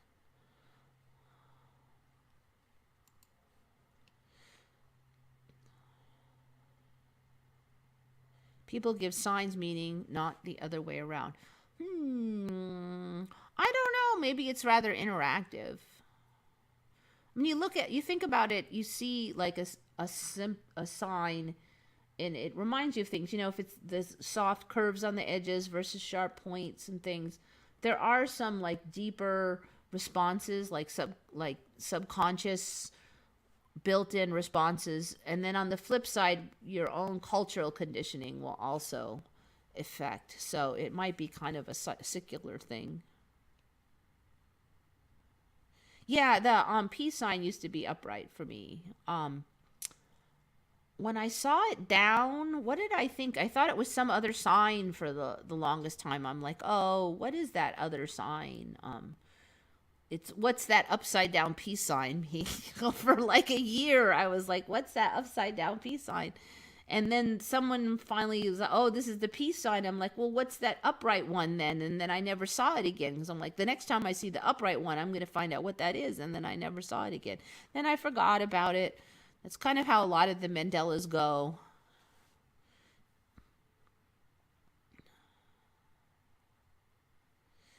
I saw one, a Halloween themed ME, Frankenstein's monster, bolts in neck or capacitors in neck. Yeah, it was bolts in neck for me. And they had the big bolt, and then it had like a that kind of a head that bolts have. We definitely have talked about this one before.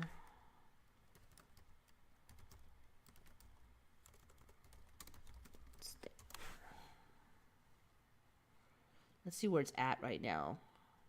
Oh, actually, it's not that bad far from. We've had this is not far off from my original reality.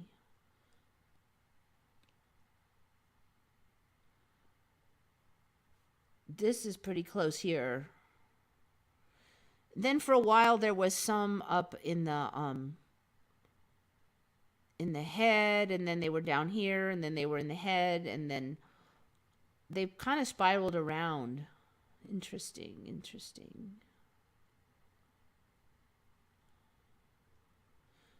I mean, I definitely seen a timeline where they were up like here. And then for a while they weren't like that. They were kind of like, they weren't really look like bolts. They just look like nubs. Looks like they're kind of back to being bolt-like now.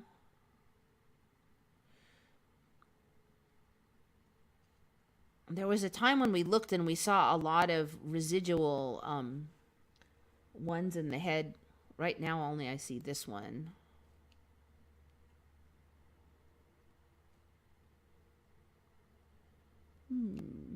That probably why I haven't seen this one in a while. This one has settled back to the kind of the original for me. For a while, this one was a big deal one, but that was like a couple years ago. I don't know. What do you guys remember? Antarctica is claimed by many countries. They each have a slice. Not for me originally. I know that's the story lately. It was just nobody had a claim on it, and it was just Antarctica. I mean, nobody lived there, so. Eva, can you make any sense of why early Mandela affected are still experiencing two realities? I'm not sure I understand the question. Why do we flip-flop back and forth? Like you'll see one and then you'll see the other and then you'll be back there. Is that what you mean? Okay. My particular theory is that there's a whole bunch of timelines, and for certain things tend to be very shifty. So like, for instance, Frankenstein's monster, maybe half the timelines he's got bolts here, and the other half he's got bolts here.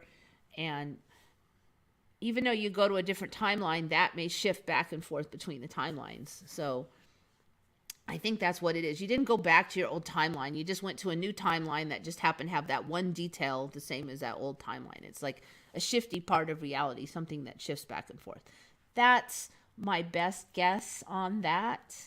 I wouldn't swear to it, but so it's just things that tend to vary a lot between the different timelines. You're not in your original timeline just because it goes back to something that you remember from your original timeline. Like America has Coca-Cola and Britain has Coca-Cola, but if you go to like an island in the middle of nowhere, they may not have Coca-Cola. Okay, so I fly to the island, no Coca-Cola. Then I fly to Britain, it's got Coca-Cola. But just because they both have Coca-Cola doesn't mean I'm in America again. I'm just in another country that also has Coca-Cola, if that explains it at all. So think of the different locations as different timelines. That would be the parable. Yeah, I use Coca-Cola because it's a very famous Mandela.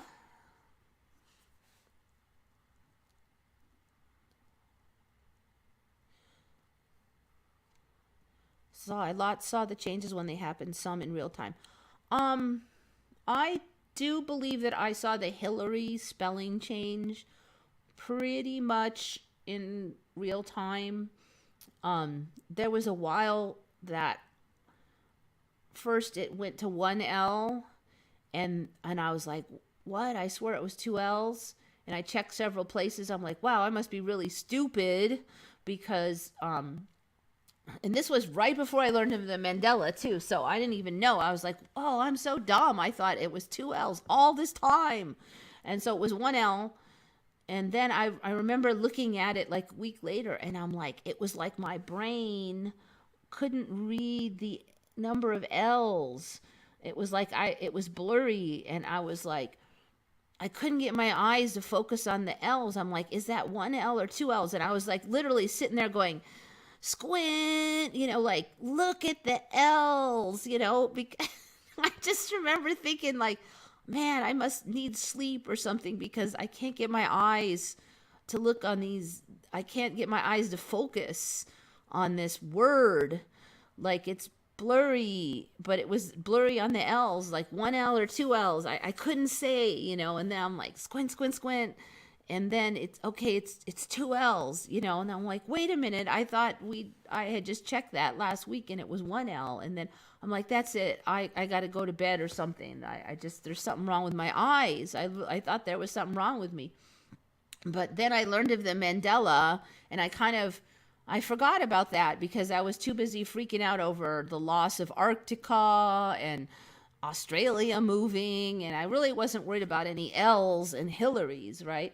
And then on the main the Mandela Effect subreddit, somebody goes, "Oh my God, Hillary has two L's again." And I'm like, "Holy crap! That's a Mandela too. I saw that one, and it had switched to two L's again." But I remembered that blurry time, so I think that was like right on the straddling on the timelines thing or something, where it's just like your brain doesn't want to see it or bounces off it. It was weird Doctor Who kind of stuff, man.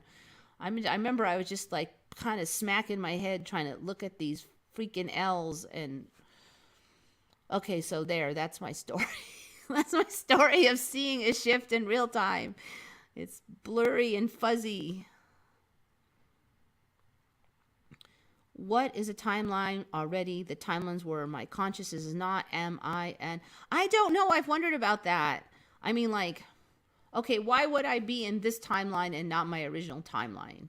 I mean, I'm like, what are the reasonings for it? So I'm trying to think, did my timeline, like, was it a dead end? Did it die? Was there a nuclear holocaust? My timeline was going to end. So I had to get off. Okay, so that would be a reason to come here. Okay, are the timelines snuffing out, and then those of us who can make the shift are jumping to other timelines? Okay, that could be rationale number one. Okay, maybe I jumped to a timeline where, was I in this timeline before the other me got here? Then what happened to that me?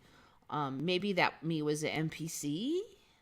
Or maybe that me went somewhere else. Maybe that me died. And now there's room for this me because that me died.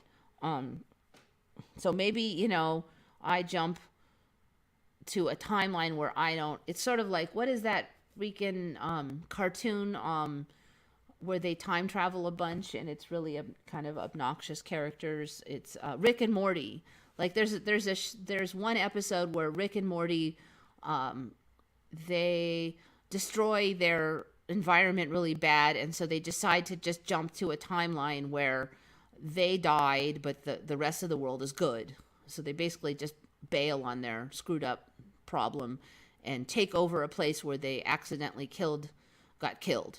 So then they just pick up like nothing happened. So maybe that's it. Maybe I'm dead in this timeline and I jump from another timeline. So there could be that, or it could be the two timelines combined. Okay, so maybe we're on this like global convergence.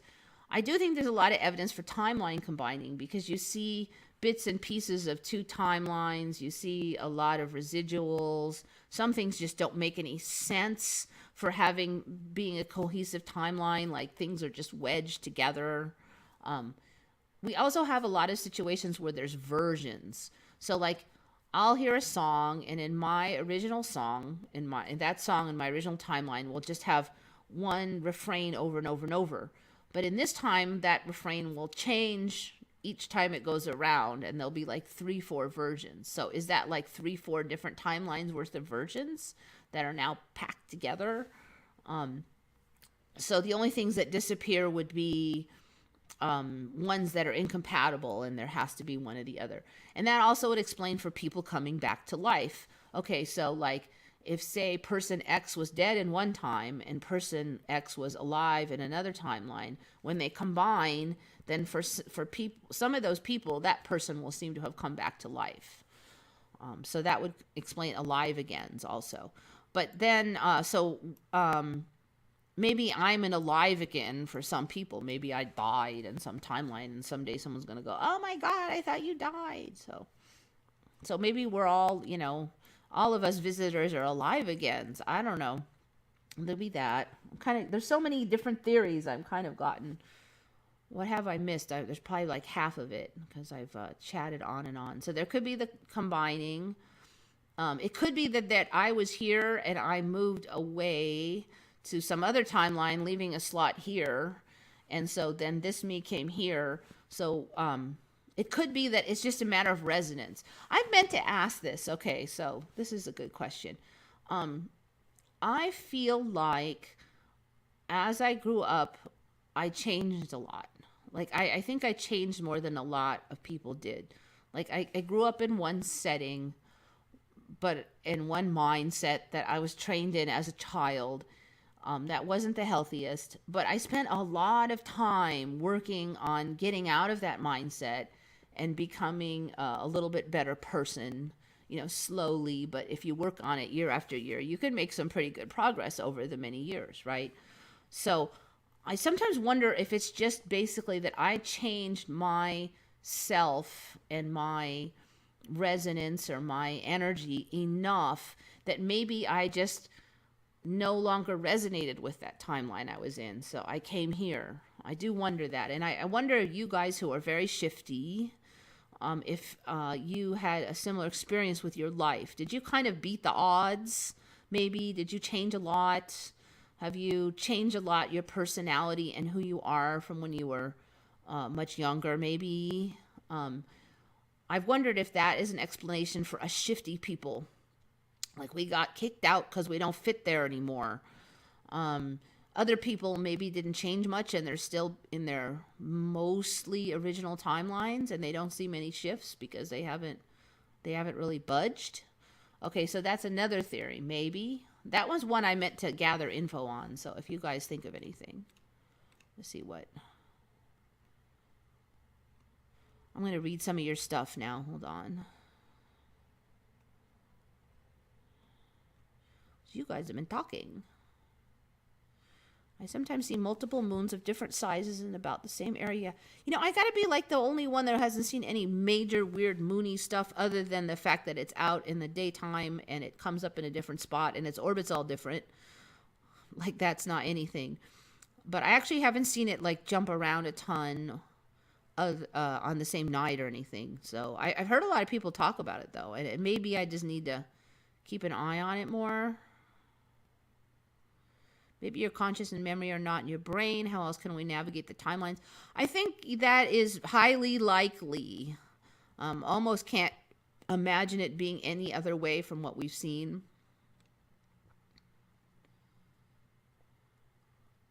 Zenith for me, like you mean the highest point of the orbit of the moon in the sky or the sun? It's Zenith for me. I do not recognize the word zenith. For me personally, anyway.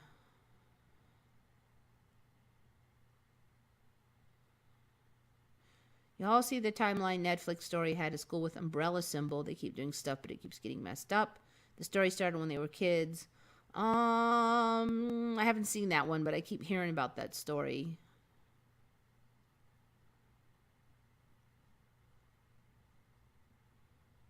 I think we only transfer during sleep.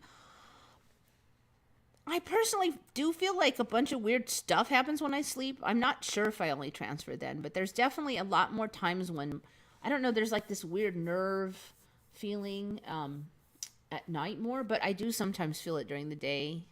I do sometimes feel a weird, actually feels like I'm moving a little, like I just moved an inch or two. It's a weird, I have felt that during the day too, so I'm not sure on that one. I hope the other me is having more fun than I am. Yeah, I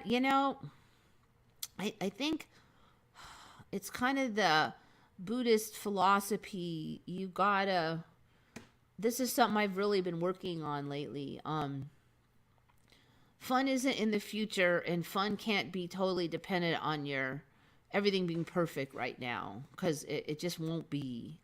You got to work on your mindset for right now. Fun is in the right now, and you got to look for it right now. What it could be, how could you have fun right now? It's sort of like when you're playing a video game. If you look at your life like a video game, and if you can put yourself into the attitude that you're playing a video game right now, you could have fun. Because if you're in a video game and nothing's going on, you're bored. So think of it more of an adventure. You might be able to have more fun. I mean, you're not going to have fun if you just broke your foot and you're in excruciating pain and stuff, but just regular day-to-day stuff. If you work on it, you can get in that mindset. And then if you can get in there once, then you kind of feel how it is, then you kind of try to remember how that was. It's sort of like when you're in love, okay? Say you're like in love with someone, you're first dating, and you're all in that cloud nine business, and you bop along life and everything is great, but everything isn't really great. I mean, most of your life is the same as it ever was. You're still going to work or school, and you still have to pay the bills, and the dog still pooped in the yard and you have to pick it up. Everything is the same, but your attitude changed, because now you're just in like, yay, and it doesn't last, right? After a while it wears off. But you can have that attitude even though everything is the same. Even your boss was a nag, but you're like, who cares? I just choose not to care because I'm in a great mood. So you can have fun even if things kind of suck, because being in love proves it. That attitude proves it. So what does it take to get that attitude all the time, but not be dependent on being in love with someone, like new love, that happy thing? That's kind of, I think that's basically that Buddhist nirvana thing. And find your way to that. And sometimes you can find it and it's really cool. And there's like something that's just things that were in your way aren't. I don't know how to describe it, but work on the now,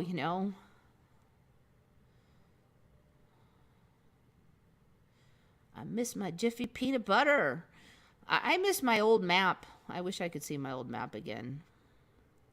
So is there other me's and other timelines? I don't know. I don't know.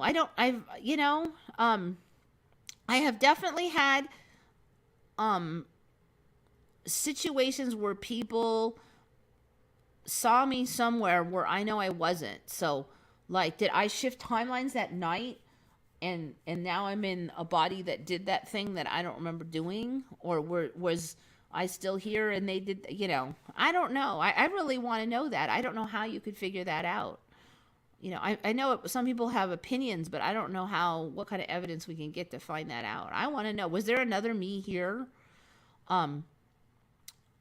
Shortly after I learned of the Mandela, I realized something that freaked me out a lot more at the time, and that is that everybody was saying my name wrong. I've mentioned this before, and I wondered if that had to do with the timeline shifts, because people told me I told them my name was Eva, and my name is not Eva, and I've never once in my entire life introduced myself as Eva.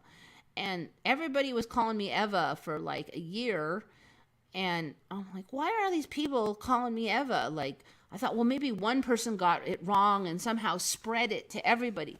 And then I'm telling this person, no, my name's Eva. And he's all, no, I swear you told me your name was Eva. And he goes, I never get names wrong. And I'm really surprised because I remember you saying your name was Eva. And I'm like, no. You know, now I'm looking back on that going, I don't know, maybe some version of me said my name was Eva. Eva is not real common around here anymore. In my old timeline, it was common. And I met other Evas since then. There's other people around here named Eva. And my old timeline didn't have any Evas. So everybody's an Eva around here. So maybe there was a me named Eva. I don't know. Where did she go? Yeah, I don't know. I'd like to know. If we combine, then how come, what picks the number of memories? Like, if I combine with someone named Eva, then how come I don't have all her memories of that name and stuff? Is the current me like a half and half?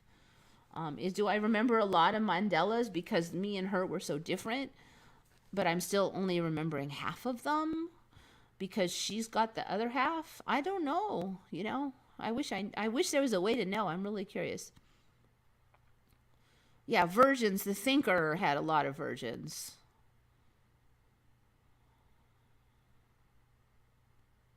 I think we shift into adjacent timelines nearest to our current one. I do think that's true. Yes. But then you keep shifting, and after a while, you could be pretty darn far away from where you started. But yeah, we don't go bloop. And I think we may not be capable of it because there seems to be a lot of sickness and difficulty in some of these shifts, and it may be that we can only budge so far at once. Or at least energetically, there's probably reasons, because it doesn't seem like this is easy business.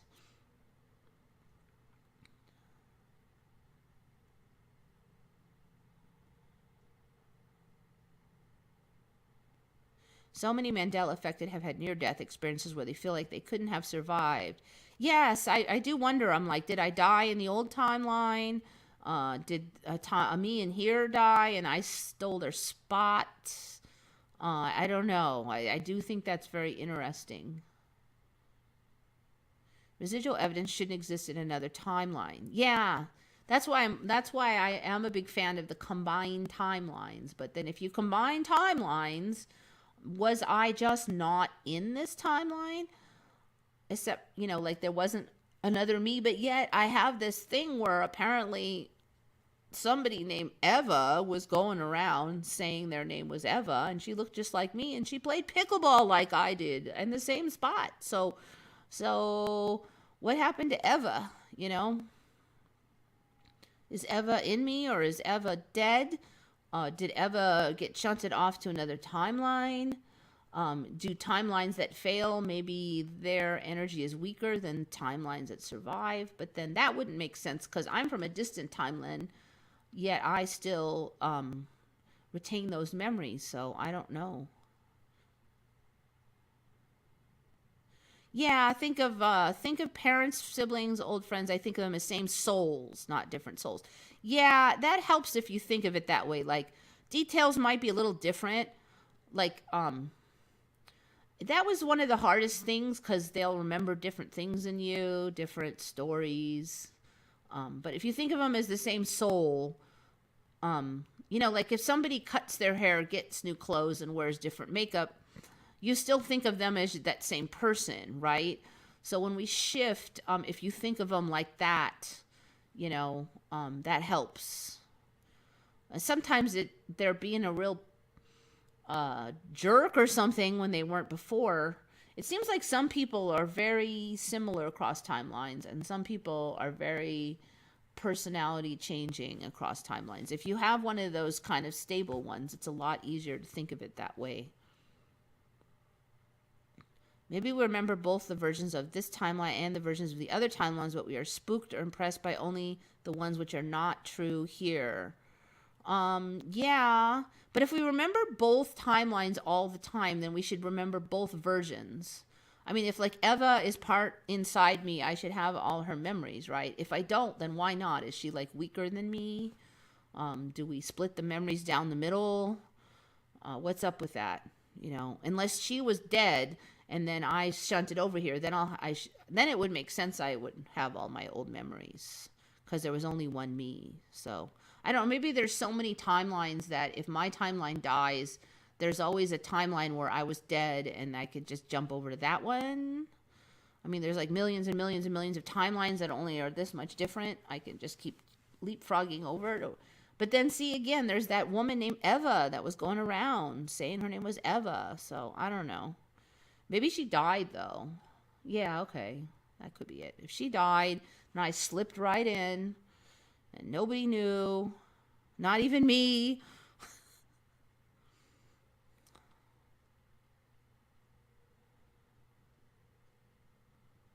I've only ever met or heard of one other Eva, but it doesn't seem like an uncommon name. See, in my old timeline, that was the only pronunciation of EVA in the United States was Eva. Europe, different, but Eva was only Eva. It's like John. If you see John, it's always John in America, in English, and so if you saw John and then suddenly everybody calls it Hoyen, and then you're like, what? It's obviously John. Why are you calling me Hoyen? And they go, oh, you said your name was Hoyen. I'll be like, what? I never said my name was Hoyen. That's ridiculous. And then you meet another guy spelled John, and he says his name is Hoyen. And then you'd be like, what the F? Okay, so this is where I am. Okay. And then you meet someone who goes, oh, well, some people still call it John. And you're like, but it was never Hoyen. Nobody ever. That's where I'm at right now, okay? And I do meet people regularly. And I do think that most of my pickleball people I meet are like new timeliners because a lot of them look at me and they go, Eva, that's a really unusual pronunciation. So I think maybe that's kind of one of my little things. Like maybe you're a new timeliner if you've never heard of Eva. If you're an Eva timeliner.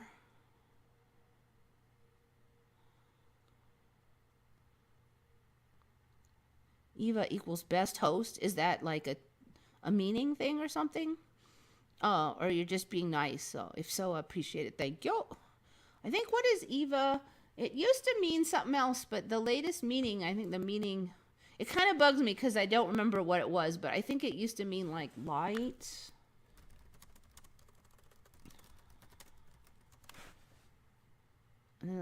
Giver of life. Okay, it was more like light or warmth, and now it's giver of life, which is not what it used to mean, because that's it just wasn't that. It was not giver of life. Hebrew origin, it wasn't Hebrew. Yeah, the meaning of my name has changed.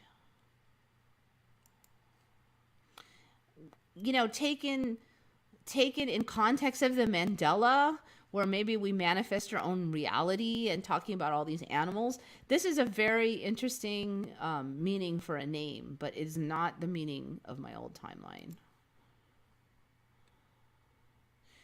Can you define the word timeline? Okay, well, basically, we each have memories of a system of facts and how it was in our original time where we lived.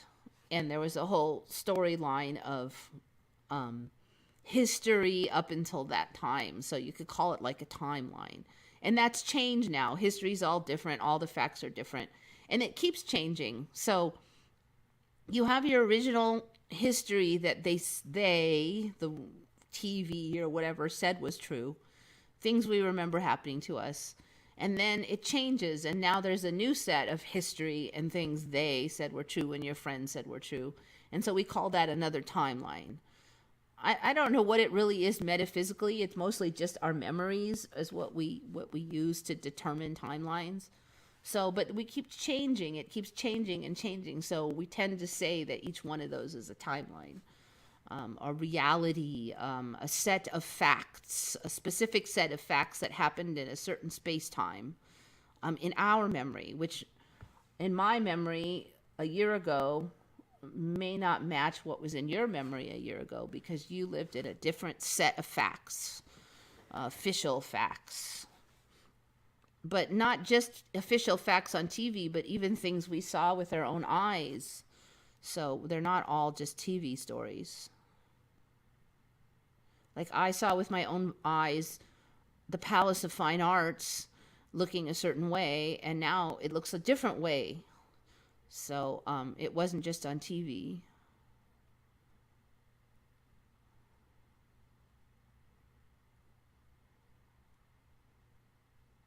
Anyone here have their name changed? Some people reported that. I have been told that my login name on Reddit changed from an E is now missing, according to many people.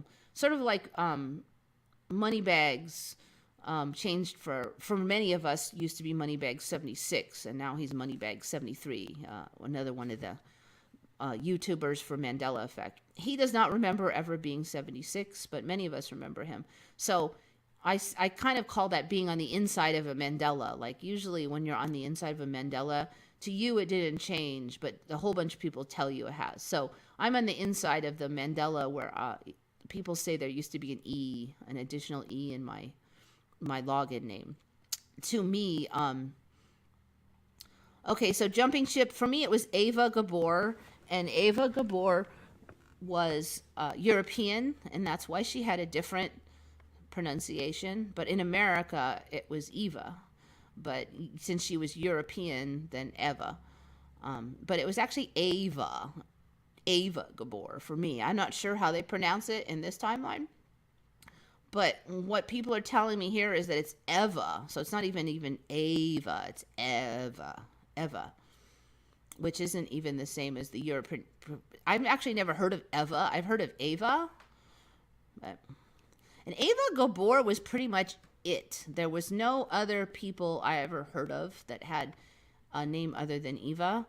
Perhaps if I'd gone to Europe, I would have met other people, but Eve and Evie, those were nicknames that my friends would give me, but Eve was also a common name, but that's EVE, not EVA.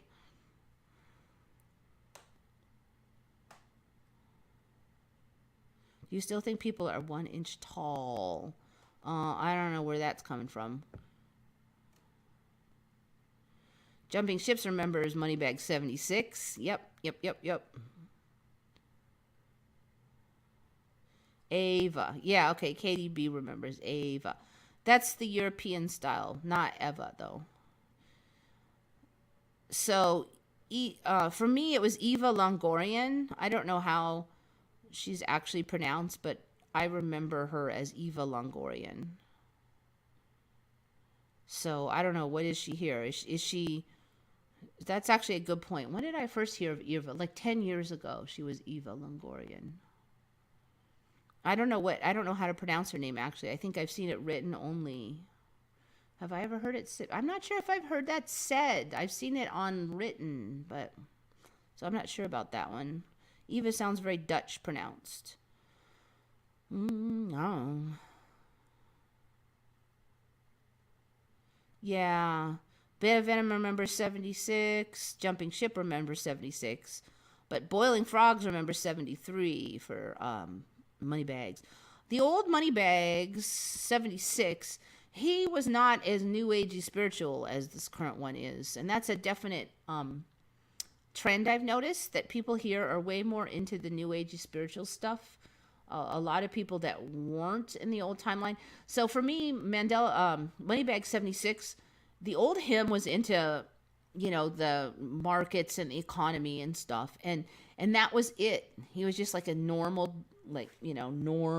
dude until the Mandela came along and slapped him upside the head.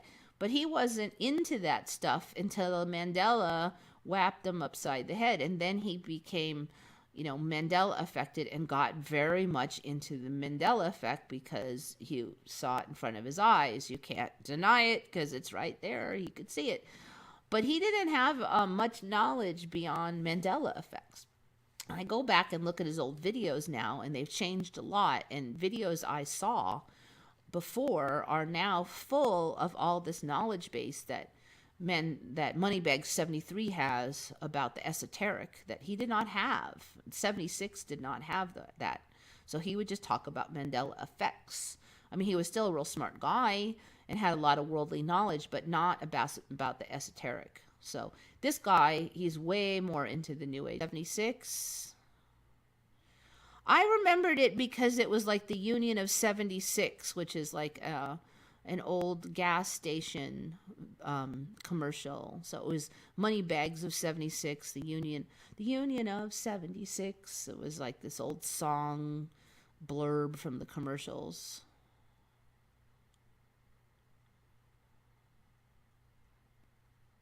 No, Sapioid does not know. Moneybags is now Moneybags 73 and has been for like at least a year for me. It's funny because everybody just calls him Moneybags, right? But yeah, he's Moneybags 73, and according to him, he always has been. And it's split down the middle, so I don't think he's lying or anything. I think he really, and like I said, his video has changed a lot, so it's a different him.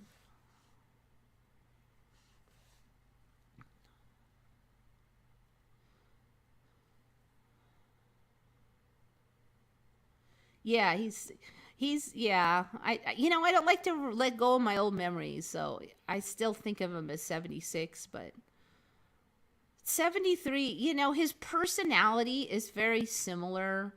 Um the 76 him I think was a little, I think the 73 him is in better shape.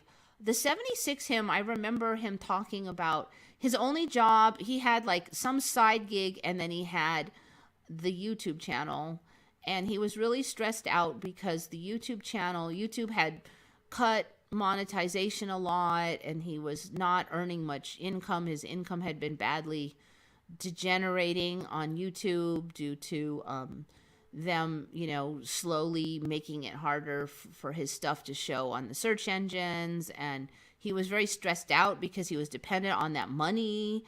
And so it was like really sad. Well, the current him seems like he didn't really have that money pinch, that he has done better economically this whole time.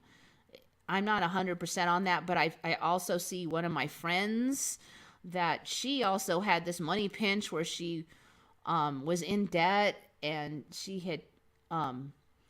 had certain financial difficulties where she hadn't paid her bills for a while, and then she finally caught up, but she was basically living with like zero money in the bank and barely squeaking along. And then suddenly she had 20,000 in the bank, and she was fine, and she was moaning about money because it had dropped to 10,000 where she liked it to be at 20,000. Same moaning, but now, um she's different. Certain photos of her have changed. So a lot of people in here that I know in my life seem to be doing better financially than they were. Jumping ship, you remember that? Yeah, I meant to ask him about that. If I ever run into him, I'm going to ask him if that pinch ever happened to the current version of him. It just seems like he's fine, though, in this timeline. I mean, I don't know. He's probably not, going to buy 7 diamond rings in the near future, but it's not like tight like it was. Because basically he was just, describing, he'd make $100 a month or $200 a month from YouTube, and he really needed that money. I mean, that is tight when you're, tight by just a few hundred like that.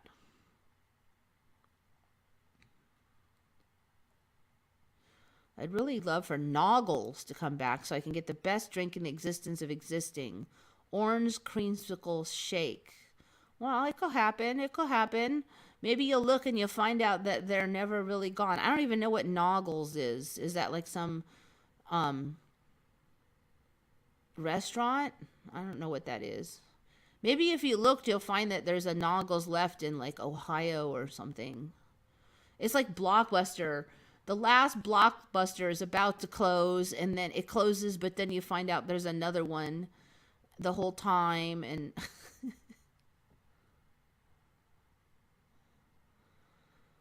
anyways, I don't know about these drinks. I've never heard of these. Purple Zips Bubblies. Is that like the boba? Because those are good. Do you shift your frequency and then just align with the version of someone else that matches it? But then why are some people you know on a low frequency? Yeah, that I don't know. Maybe you shift your frequency and you end up in the timeline that's right for you, and they also shift and end up in the timeline that's right for them. But I don't really understand what exactly goes into these different timelines. So I don't think you're all going to be on exactly the same kind of person. So sometimes it's hard to read a person too, because there are people that seem really nice, but underneath they're really quite mean people. And then there's other people that seem kind of harsh and crude, but underneath they're exactly the same. Like they're not, or even nicer than that. Like they're just not really good at expressing themselves, or they're so people on the outside and people on the inside aren't always the same. So sometimes it's hard to read who they really are if you don't have that sense.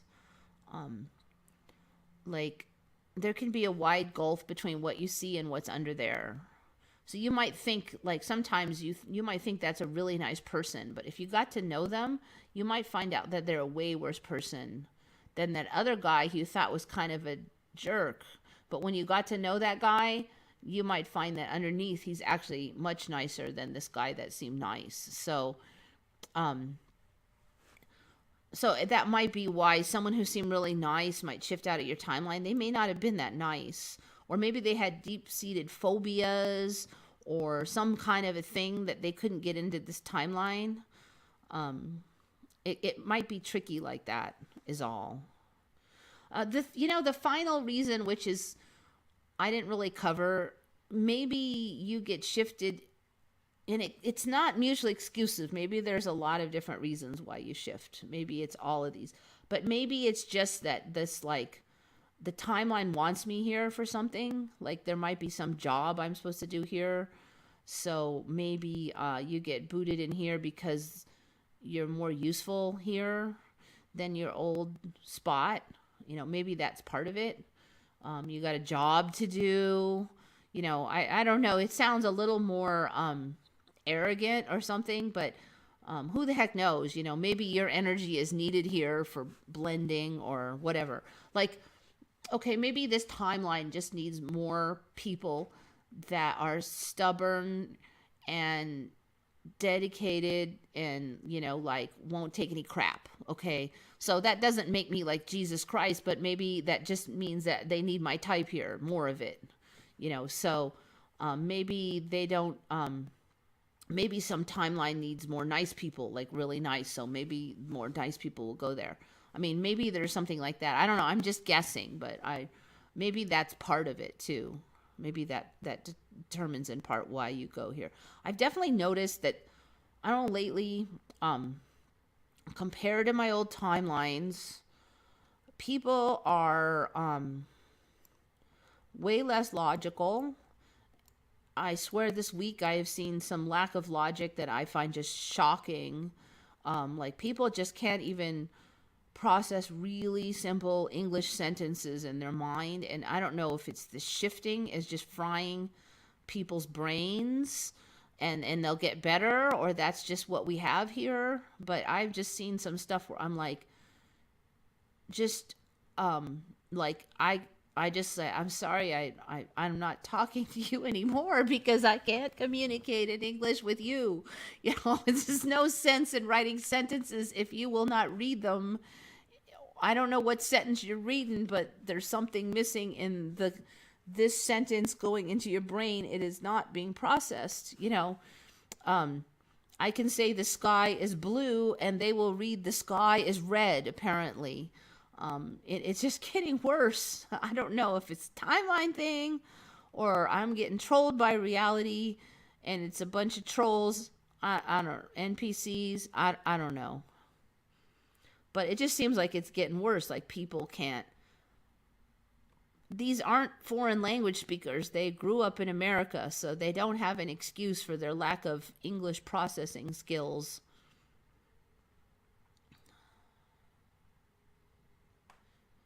I'm like, is this a bunch of bots that just can't process English? What is it? You know? Yeah, that's why intuition is good. X-ray vision. Yeah, you can get a feel that there's something, you meet people and you get a feeling there's something not quite right. Everything they're doing on the outside looks right, but you're kind of like, oh, there's something not like there's something covered. I don't really know what it is, but just be careful.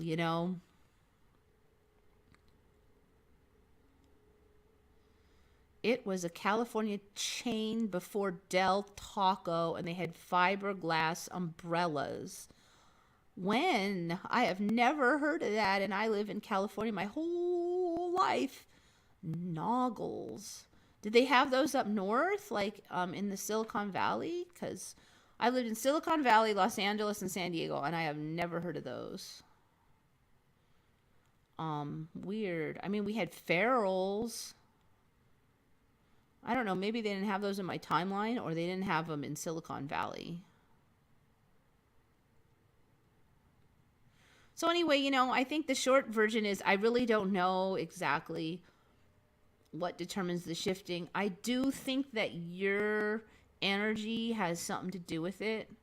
Like, it does seem like if you shift your adaptation and the way you think about life, I think that has something to do with it. I don't know if it's all of it. I don't know all the details. It feels like that has something to do with it, but that's not a lot of detail there. So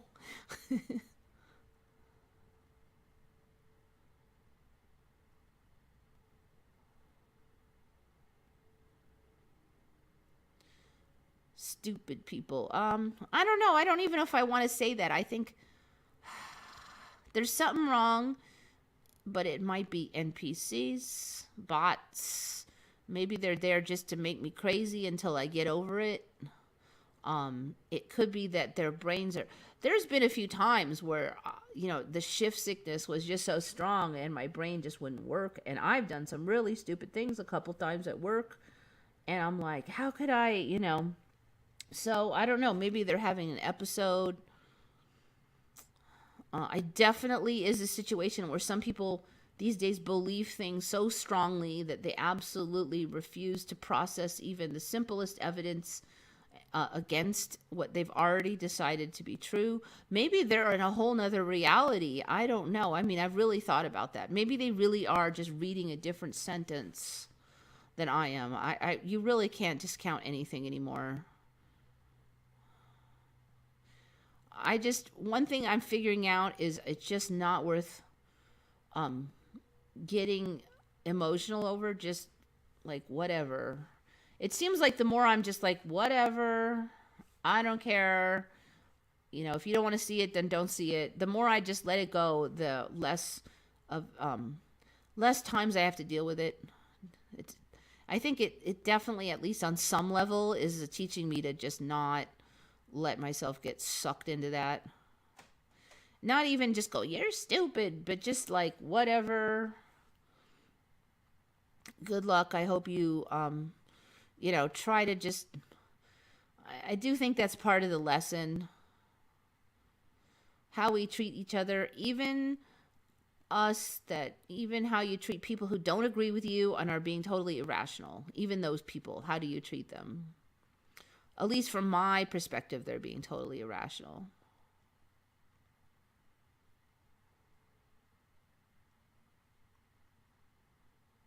Ferals, yes. My dad hated ferals because of the happy birthday song, but I love sarsaparillas, which is now like sarsaparillas, and the giant lollipops were like the fantasy food of a child.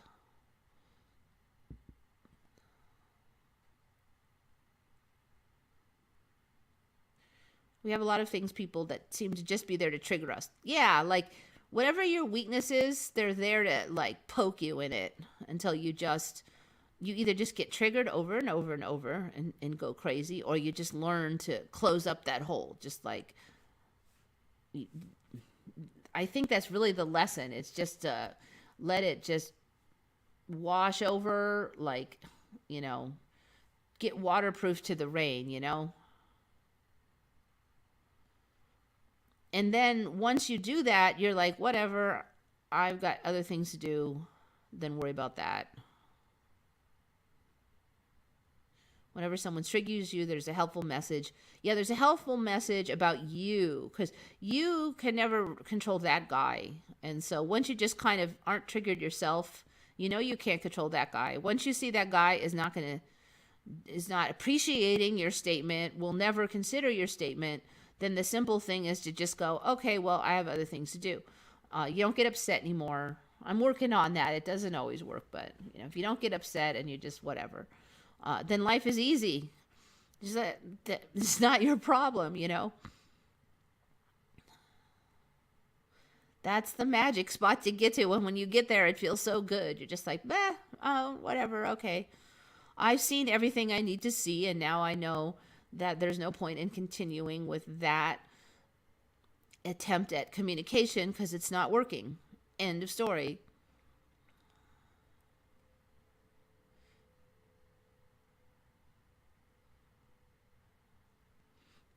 Acceptance of everything is confidence in yourself.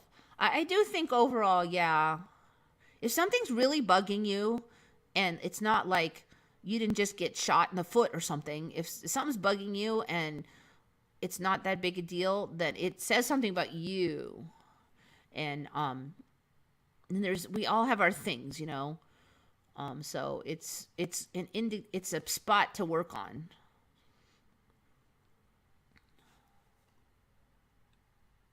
It's difficult. Some things are just like instinct reaction. Yeah, it's triggering though. It's really not. It's just that it's your subconscious mind taking control. Now, I mean, if somebody throws a rock and you duck, that's an instinct reaction. If you see a snake and you jump back, that's an instinct reaction. But if somebody says something, you get mad, that's a subconscious reaction. And it may feel similar because it flies out, but it's really not a survival reaction. It's, you know, some kind of childhood trigger, some kind of insecurity, something's in there. And, you know, so it can take a while to dig it out and then pull it out into the daylight and really get a look at it. But I have a lot of things that gross me out. Yeah.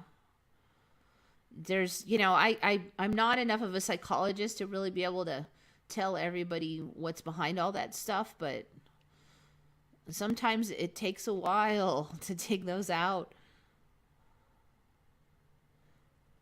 Pickleball and walk away. No. The sports is another one where you can learn a lot because there's a lot of pressure. You know, there's people acting badly. You want to win. You got to trust each other on the scoring of the lines. Occasionally someone will make a mistake on the scoring and you don't remember the score right, or that guy cheated, or, you know, there's a lot of self-control to learn in sports. All right, anyway, I've been yapping and yapping and yapping and yapping. So I think it's time for me to shove off to bed.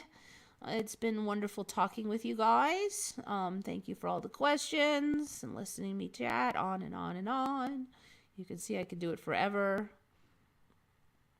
Dell's Tacos Burgers are a carryover from Noggles menu. It was SoCal chain. Okay, if it was a SoCal chain from a long time ago, I might not have known about it because I was in NorCal.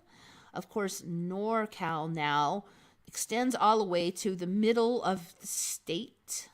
So I almost basically was in Central Cal now, but they still call it NorCal. Another one of the Mandelas. Basically, San Jose is way down further than it used to be.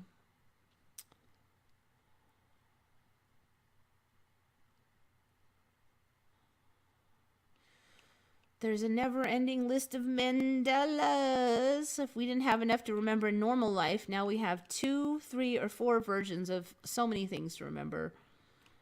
It's amazing there's any room in my brain for anything else.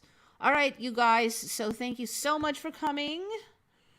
This is Eva signing off for Once Upon a Timeline.